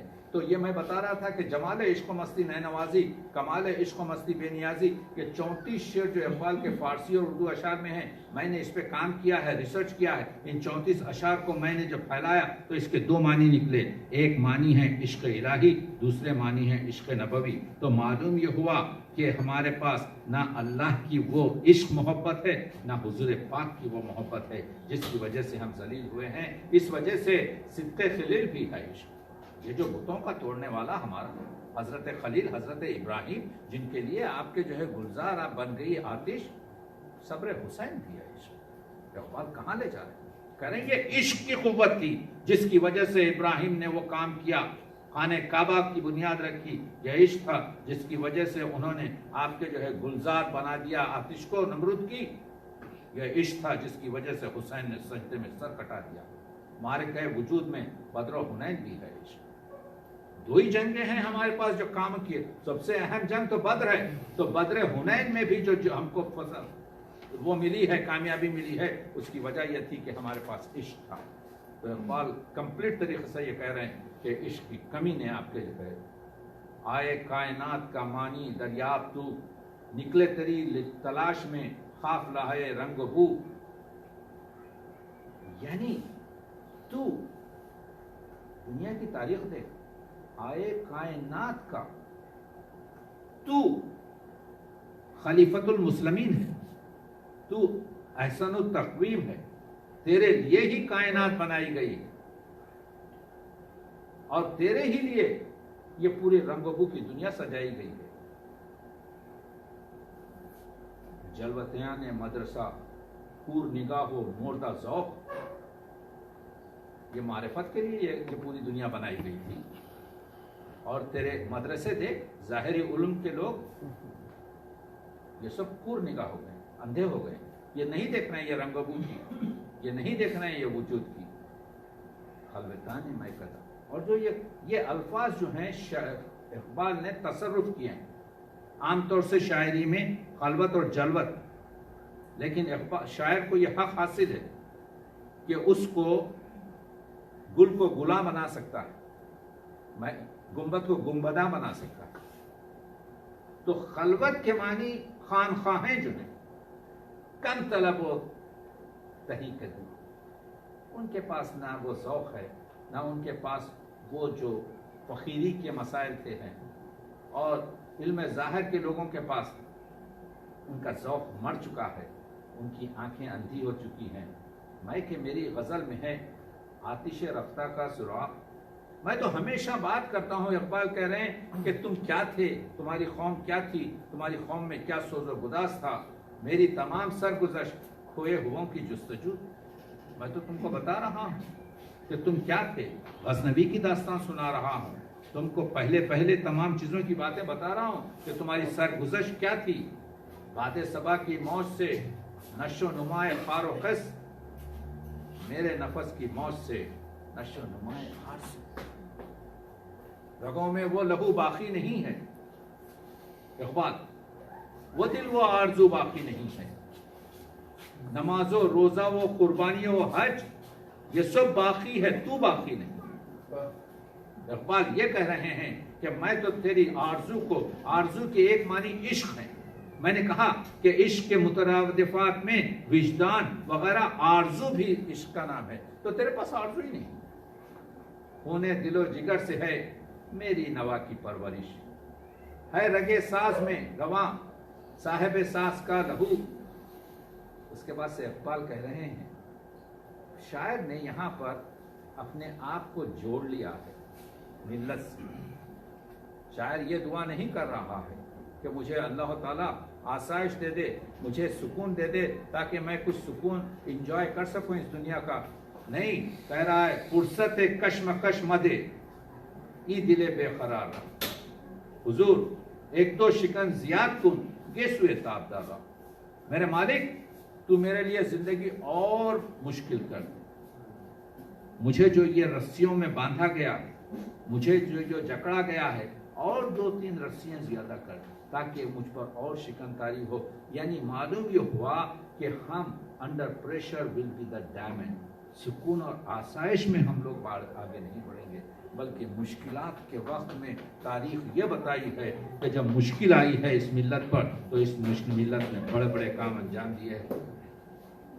ایک دو شکن زیاد یہ سوئے تاب دادا. کمال کا شعر. پھر یہاں سے آتے ہیں، یہاں پر بعض لوگوں نے کہا دیکھیے یہ اقبال کا کمال ہے، یہ اس کا کلائمیکس ہے کہ اس کو آپ حمد بھی پڑھ سکتے ہیں، اس کو آپ نعت بھی پڑھ سکتے ہیں. اگر آپ اس کو نعت کہیں تو یہ کمال کی نعت ہے. اس کا صرف آخری شعر جو ہے آپ کے پورا حمدیہ، لیکن اس کو حمد. لوح بھی تو قلم بھی تو تیرا وجود الکتاب. ایک مصرے میں 3 فلسفے اقبال نے رکھ دیے. لوح و قلم کا مسئلہ کیا ہے؟ لوح وہ چیز ہے جو اللہ تعالیٰ نے ہمارے لیے لکھ دی. میں پیدا ہونے سے پہلے میری پوری زندگی کی رودا لکھی ہوئی ہے، لیکن حضرت اقبال فرماتے ہیں کہ بدل سکتی ہیں تقدیر. ایک عزم و یقین کا ہاتھ پڑا اور ٹوٹ گئی سب زنجیر. خدا بندے سے خود پوچھے بتا تیری رضا کیا. لوح پر لکھا ہوا ضروری نہیں ہے کہ پوری طریقے سے دعاؤں سے، جد و جہد سے، کوشش سے مولا کائنات اللہ تعالی مولا کل بدل دیتا. لوح بھی تو قلم بھی تو تیرا وجود الکتاب. خود پیغمبر اکرم کے بارے میں کہا گیا، حدیث ہے کہ حضور کے اخلاق جو ہیں قرآن ہے. تو الکتاب اللہ کے لیے بھی ہے، الکتاب پیغمبر کے لیے. یقیناً لوح کتاب آپ کے لیے. اے مولا کائنات، اے پیغمبر اکرم، لوح بھی تو قلم بھی تو تیرا وجود الکتاب. گنبد آبگینہ رنگ تیرے محیط میں ہوا. یہ جو آبگینہ رنگ دکھتی ہے، یہ آسمان جو آسمانی ہے، یہ جو آسمان باہر سے آپ جا کے اوپر سے دیکھتے ہیں بلو کلر کا دکھتا ہے، یہ ایک چھوٹا سا تیری کائنات میں تو کیونکہ رب العالمین ہے. اے پیغمبر اکرم، اگر تیرا معبود رب العالمین ہے تو رحمت للعالمین ہے. تو یہ جو دنیا ہے، یہ جو چھوٹی سی دنیا کا جو سیارہ ہے، یہ جو آپ کو ایک حباب کی طرح سے، ایک بلبلے کی طرح سے سمندر میں کائنات کی نظر آ رہا ہے، یہ دنیا جو ہماری دنیا ہے آپ کے لیے ایک بلبلے کے معنی ہے. عالم آب خاک میں تیرے، عالم آب خاک میں تیرے، آب و خاک، سوری آب و خاک میں تیرے ظہور سے فروغ، ذرہ ریگ کو دیا تو نے طلوع آفتاب. دیکھ رہے ہیں آپ، یعنی حضور کی یہ پوری مدح میں یہ آپ حضور پر طفیل ہے. حضور کی وجہ سے یہ دنیا بنائی گئی. حضور کے طفیل میں آپ کے حدیث قدسی کہتی ہے کہ میں ایک چھپا ہوا خزانہ تھا، میں نے چاہا کہ آپ کی پہچانا چاہوں. حضور مقصد کائنات ہے. تو اس وجہ سے عالم آب و خاک میں تیرے ظہور سے فروغ، ذرہ ریگ کو دیا تو نے طلوع آفتاب، شوکت سنجر و سلیم تیرے جلال کی نمود، فخر جنید و بایزید تیرے جمال بے نقاب. ابھی میں نے آپ سے کہا کہ اقبال کہتے ہیں جمال عشق و مستی نئے نوازی، اللہ کی معرفت اور پیغمبر اسلام کی محبت جو ہے وہ نئے نوازی. نئے نوازی کیا تھی؟ نئے نوازی ہمارے یہ اوصیاء، یہ اولیاء جب جس شہر جس گاؤں سے گزرتے تھے، لوگ جوخ در جوخ آپ کے جو ہے ان کے ساتھ ہو جاتے تھے. کیوں؟ شوکت سنجر و سلیم تیرے جلال کی نمود. اور جلال کیا تھا؟ جلال عشق و مستی نئے نوازی بے نیازی. جلال عشق و مستی، جمال عشق و مستی نئے نوازی، جمال عشق و مستی بے نیازی. اللہ کے سوا کسی اور کی چیز نہ چاہیے. یہ جو دو بڑے آپ کے جو ہیں، سنجر جو سلجوقی کا آپ کے جو ہے وہ ہے، اور سلیم جس نے آپ کے جو ہے مصر وغیرہ فتح کیا، یہ عظیم سلاطین تیرے جلال کی نمود ہے. تیری جلال کی ایک جھلک بتا رہے ہیں. فخر جنید و بایزید تیرے جمال بے نقاب. تو دیکھ سکتے ہیں کہ تیرا جمال کیسا ہے. تو وہی جو اقبال نے وہاں پر اردو میں کہا بانگ درا میں کہ جلال عشق و مستی، جمال عشق و مستی نئے نوازی. نئے نوازی جو ہے ہمارے یہ اولیاؤں کا جو ہے طریقہ کار تھا، اور جلال عشق و مستی بے نیازی. شوق تیرا اگر نہ ہو میری نماز کا امام، شوق تیرا اگر تیرا عشق، اے اللہ اگر تیرا عشق، اے محمد آپ کا عشق اگر نہ ہو میری نماز کا امام، اگر میری نماز کا جو ہے جو نچوڑ ہے، جو خست ہے، جو امام ہے. امام کے کئی معنی، رہبر کے معنی، رہبری. میرا قیام بھی حجاب، میرا سجود بھی حجاب، میرا یہ کھڑا ہونا نماز میں، میرا یہ نیت کرنا، میرا یہ عقود، میرا آپ کے جو سجدہ، یہ سب آپ کے جو ہے تیرے در تک اس وجہ سے نہیں پہنچ سکتا کہ یہ حجاب آ گیا اس میں. اللہ کی جب نماز ادا ہو تو اس طرح سے ادا ہو جس طرح سے کہ آپ اس کے حضور میں کھڑے ہوں. اگر حجاب آ جائے تو وہ نماز نہیں ہے. اسی وجہ سے نماز کی حالت میں ممکن نہیں ہے ہم کسی سے بات کریں. نماز کی حالت میں امکان نہیں ہے ہم کے کچھ کھائیں. نماز کی حالت میں ضرورت نہیں ہے، یہاں تک کہ کوشش یہ کریں. یہ جو نماز کے جو قواعد بنائے گئے ہیں وہ وجہ یہ ہے کہ جو اور آپ حضور باری میں کھڑے ہوئے ہیں جہاں پہ حجاب نہیں. بین ما و بیت اللہ رمزس. اقبال کہتے ہیں کہ ہمارے درمیان جب اللہم لبیک اللہم لبیک کر کے کعبے کے اطراف پھر رہے ہیں، ہمارے اور اللہ کے درمیان ایک رشتہ ہے کہ جبریل امیرہ ہم خبر نہیں، کہ جبریل امین بھی نہیں جانتے کہ وہ کیا رشتہ ہے. تو معلوم یہ ہوا کہ اللہ کا، معبود کا، عبد سے، بندے کا اللہ تعالیٰ سے ایک رشتہ ہے. وہ رشتہ ایگزیکٹ اس کا ہے جو اس بندے سے اس کا ہے. تو آپ کون ہوتے کہ وہ کہنے لگے کہ یہ آدمی آپ کے جہنمی ہے، یہ آدمی آپ کے جو ہے وہ ہے. اقبال کو محمد صادق، سنیے یہ چیزیں لیتے جائیں گے. 30 جون محمد دین فوق اقبال کو لکھتے ہیں، کیا لکھا مجھے نہیں معلوم، لیکن اقبال جواب میں لکھتے ہیں اگر آپ نے خواب میں مجھے دوزخ میں دیکھا، وہ لکھتا ہے اقبال کو کہ میں نے آپ کو دوزخ میں دیکھا، تو اقبال جواب دیتے ہیں، سنیے 30 جون محمد دین فوق کو لکھتے ہیں اگر آپ نے خواب میں مجھے دوزخ میں دیکھا ہے تو یہ بالکل صحیح ہے، کیونکہ آج کل لاہور دوزخ سے کم نہیں۔ کیا بڑا آدمی ہے، یعنی جو ہم کو امرت دے رہا ہے، جو ہم کو شربت زندگی دے رہا ہے، اس کے ساتھ یہ کمی نگی نہیں تو کیا ہے؟ اقبال شناسی کی محفل میں بات کر رہا ہوں، اقبال کو بہت چلایا گیا،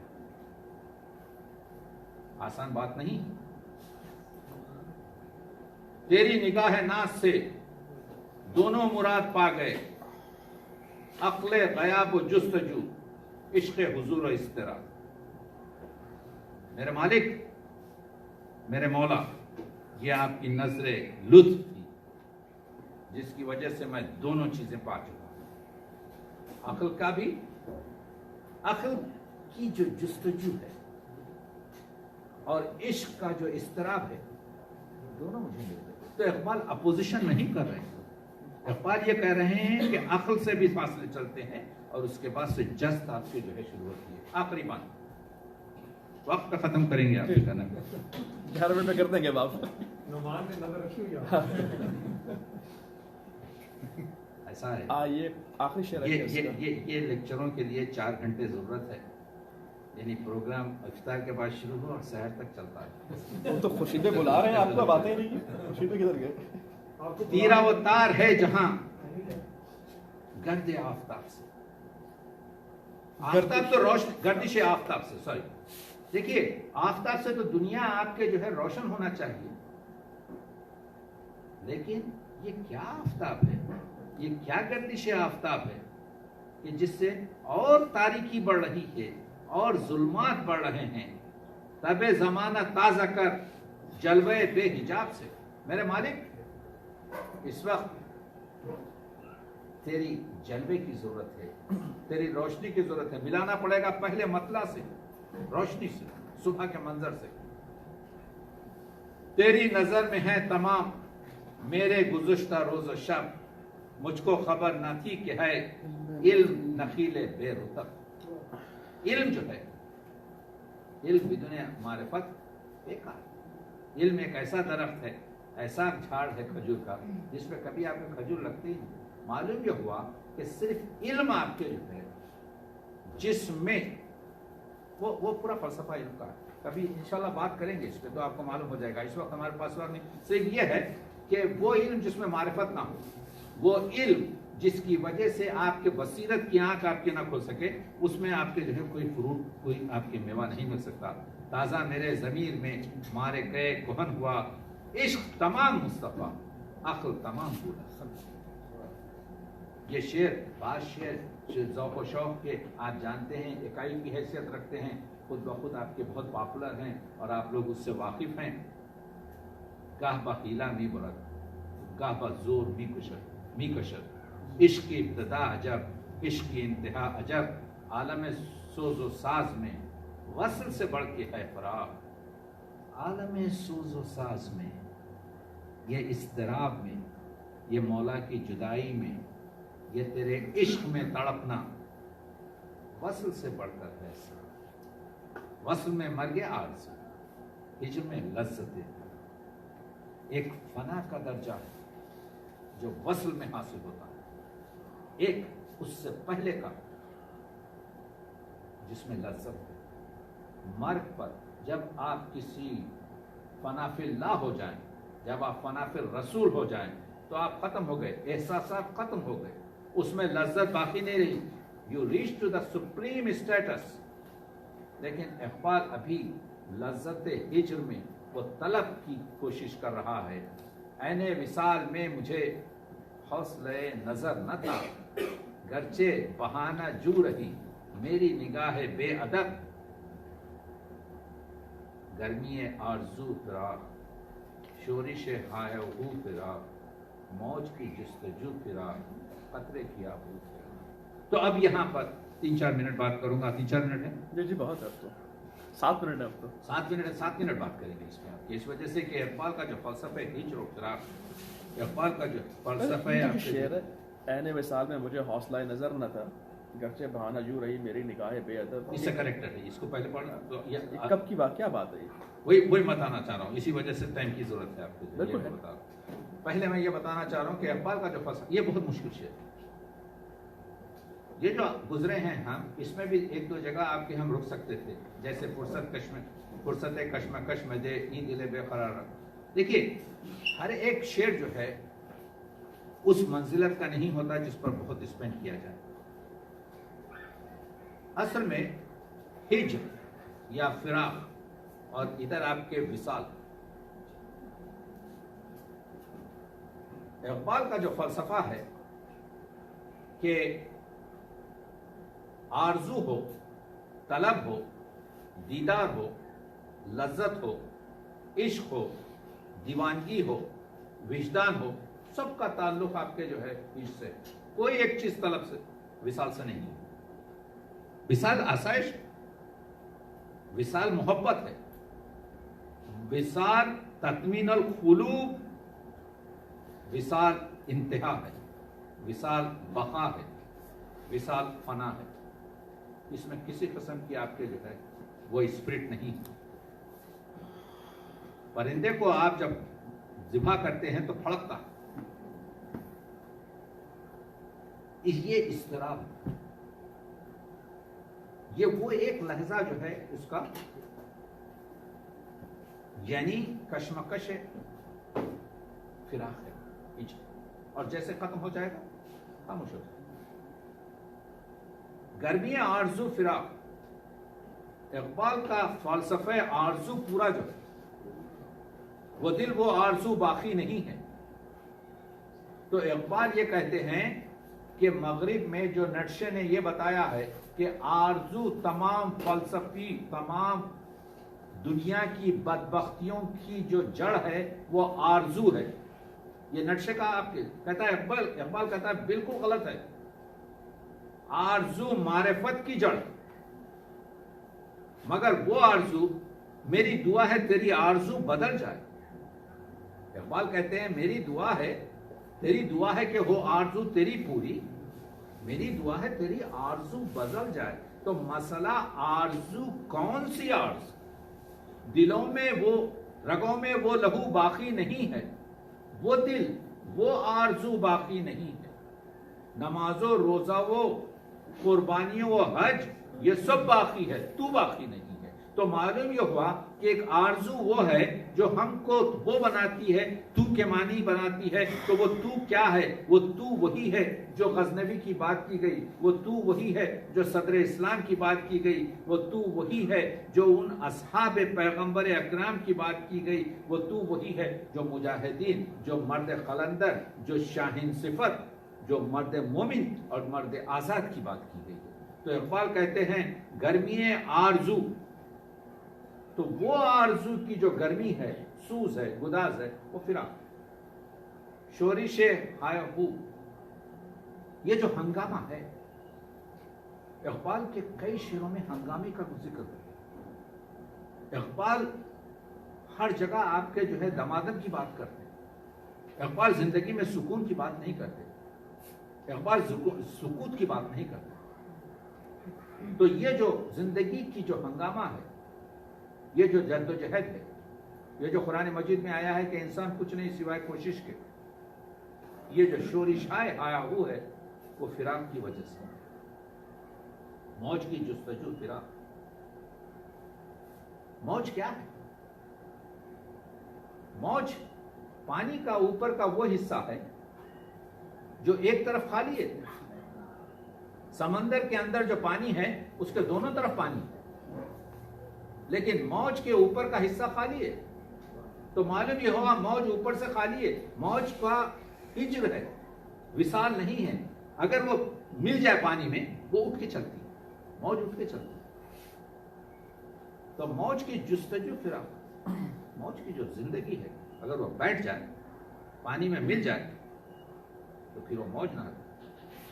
قطرے کی آبرو فراق, قطرے کی شناخت, قطرے کی پوری عزت, قطرے کی پوری چیز جب تک ہے, جب تک وہ شکل قطرے میں باقی ہے. جیسے ہی وہ پانی میں مل گیا ختم ہو گیا, شناخت ختم ہو گیا. اس وجہ سے عالم سوز و ساز میں وصل سے بڑھ کر ہے فراق, وصل میں مر گیا آرزو, ہجر میں لذت طلب, عین وصال میں مجھے حوصلہ نظر نہ. ہجر ختم ہو گیا, صد در صد ختم, باز بینی تو کیا من کیست, آ رہا ہوں میں اسی طرف جس طرف ابھی اشارہ کیا گیا ہے کہ جب یہ قطرہ مل جائے گا رحمت باری میں تو وجود اس کا کنوز باقی رہے گا. یہ وصال ہو رہا. نظر, حوصلے نظر کے معنی کیا ہے؟ حوصلے نظر کے معنی کیا ہے؟ عین وصال میں مجھے حوصلے نظر نہ تھا, گرچہ بہانہ جو رہی میری نگاہ بے ادب. ایک نظر ہے, ایک نگاہ ہے, دونوں آپ کے دونوں. نظر یہاں پر وہ نگاہ نہیں ہے, حوصلے نظر یہاں پر آپ کے وہی چیز جو بصیرت کی نگاہ کی بات کر رہے ہیں. عین وصال میں مجھے حوصلے نظر نہ تھا, گرچہ بہانہ جو رہی میری نگاہ بے ادب. اگرچہ کہ میری نگاہ جو گستاخانہ, آپ کے اس بے ادب کے معنی یہ ہیں, ادب کے یہاں کے معنی یہاں پر یعنی ان دا فار جو ترتیب دی گئی ہے. میری نگاہ نے وہ وسائل, وہ آپ میرے ساتھ چل رہے ہیں اس چیز کو, اگر نہیں ہے تو پوچھیے آپ کے جو, اس وجہ سے کہ میں الفاظ ڈھونڈ رہا ہوں. یعنی جس چیز کا کہا گیا تھا کہ نگاہ کا کام کیا ہے, نگاہ کا کام ہم نے بتایا ابھی کہ نگاہ کا کام یہ ہے کہ معرفت کی چیزوں کو حاصل کرے. اور نظر کا کام کیا ہے؟ نظر کا کام یہاں پر ایک نظر جو ہے, حوصلے نظر نہ تھا, یعنی حوصلے آپ کے جو ہے دید اور حوصلے اس طرف جو بصیرت کی نظر ہے اس کا مجھے اتنا حوصلہ نہیں رہا کہ میں کس کی آپ کے خدمت میں پہنچا ہوا ہوں. یعنی میں حضور, آپ کا وصال کب ہوگا؟ وصال اس وقت ہوگا جب آپ حضور پروردگار میں ہوں. وصال وہیں پر, یعنی بندے کا وصال اللہ سے ہوگا. عین وصال میں مجھے حوصلہ نظر نہ تھا. یعنی جی آپ کا اچھا بیان ہے, اس پہ ایک چھوٹی سی بات ہے, آپ کی بیان سے مضبوط ہے تو آپ کو بھی آسانی ہو جائے گی کہ یہ گرچہ بہانہ جو رہی تو وہ حسن تو بسیار وہ دامان نگاہ تنگ, اس کے معنی بھی نہیں رکھتے ہیں. بالکل صحیح ہے. وہی آپ جو میں یہ کہہ رہا ہوں کہ حضور باری میں اقبال یہ کہتے ہیں کہ جب میرا وصال ہو رہا تھا, جب میں قطرہ سمندر میں مل رہا تھا, حوصلے نظر نہ تھا. یعنی یا میں نے تیری تمام زندگی یہ تھی کہ تیرا دیدار کرو, یا میں دیدار کا آپ کے جو ہے حوصلہ یہاں پر معنی میں یہ ہے کہ قدرت نہیں تھی میرے میں کہ میں دیکھ سکوں, تیرے آب و تاب نہیں تھا, یا میں نے پھر ضرورت محسوس نہیں کی. حوصلہ دو چیزوں سے, کہ حوصلہ فارسی میں کہتے ہیں قدرت کو, پاور کو, یعنی مجھے میری آنکھوں میں, میرے جسم میں, میری کیفیت میں تجھے دیکھنے کے لیے وہ نہیں تھی. گرچہ بہانہ جو رہی میری نگاہ بے ادب, اگرچہ کہ ہمیشہ میری نگاہ نے یہی کہا کہ میں تجھے دیکھنا چاہتا ہوں, میں تجھے دیکھنا چاہتا ہوں, میں تجھے یعنی اللہ کی رویت کی طرف میں آپ کے جو ہے مائل ہونا چاہتا ہوں. یہ ہمیشہ میری نگاہ نے یہ کوشش کی, جیسا آپ نے کہا ابھی کہ مگر اس کو وہ چیز حاصل نہیں ہو سکی. گرچہ بہانہ جو رہی میری نگاہ بے ادب. نگاہ بے ادب یہ ہے کہ جب آپ جاتے ہیں تو آنکھ سے آنکھ نہیں ملاتے آپ کسی عظیم شخصیت سے, اللہ کے حضور میں جب آپ جا رہے ہیں تو وہ کہہ رہے ہیں کہ مجھے جو ہے حوصلہ نظر نہ تھا. میں حوصلے کو یہاں پر قدرت اور پاور اور اس کی کیفیت پہ چھوڑتا ہوں کہ میری نظر میں وہ بینائی کی وہ تاب نہیں تھی کہ میں اللہ کے وصال پہ اللہ کی یہ شعر جو ہے یہ شعر تصوفی شعر ہے. اس میں رویت آپ کے جو ہے وجود سے بحث ہے آپ کے جو ہے عین وصال میں مجھے, کیونکہ وصال جب کبھی آتا ہے اقبال کے اشعار میں وصال اور ہجر وغیرہ تو اس میں ایک تصوفی آپ کے ذائقہ بھی رہتا ہے کہ عین وصال میں مجھے حوصلہ نظر نہ تھا, یعنی میرے میں اتنا پاور نہیں تھا کہ وصال ہوتے ہوئے بھی, کیونکہ تصوف کے علماء کا خیال یہ ہے کہ ہمارا کو دیدار ہوگا اللہ تعالیٰ کا وصال کے وقت.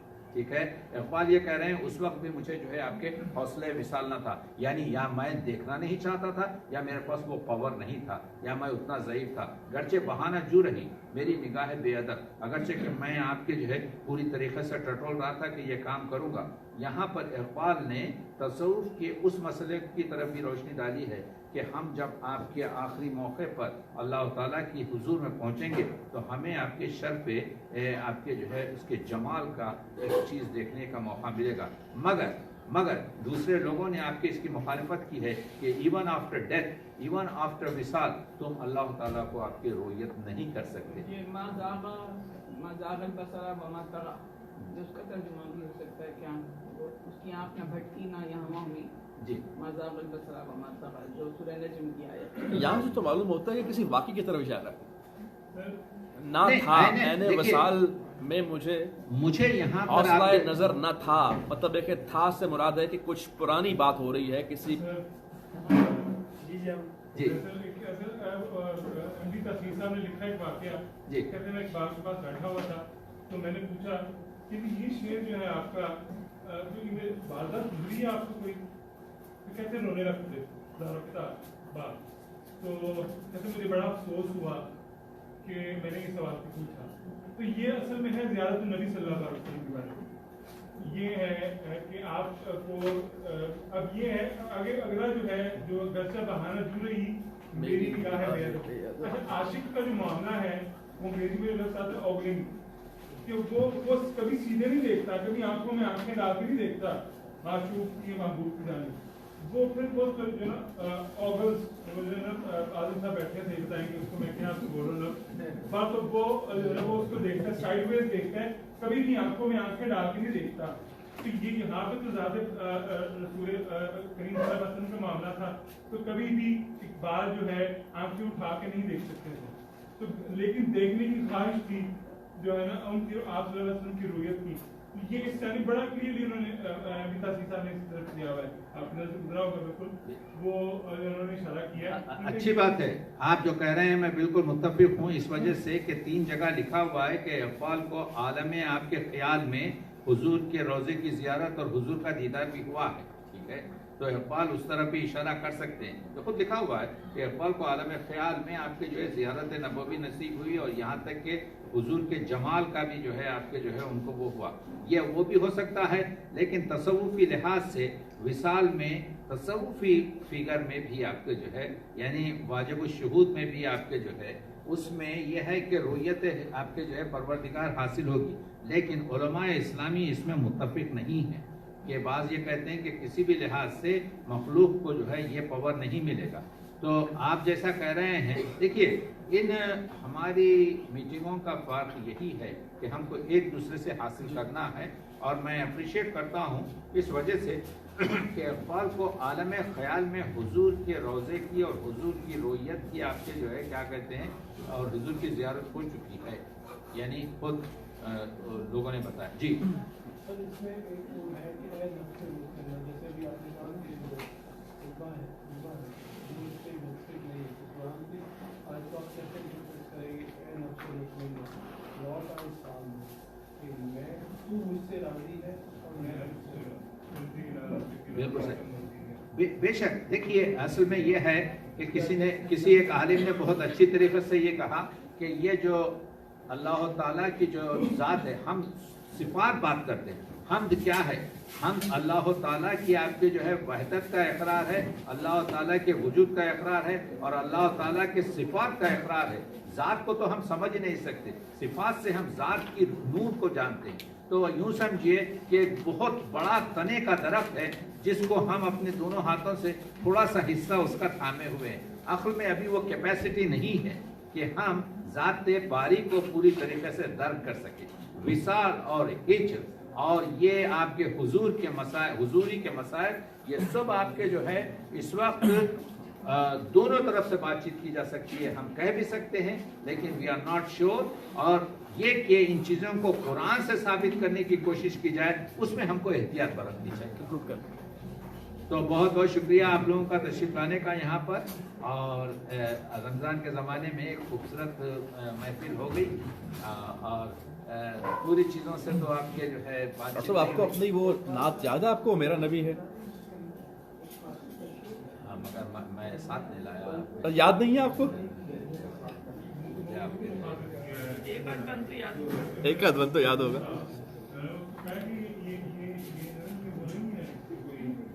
ये बीच वक्त भी हो रहा है, आपको दो चार शेर कुछ याद है तो सुना दे। 42 चले कंक्लूड कर देते हैं, क्योंकि टाइम हो गया। बहुत बहुत शुक्रिया आप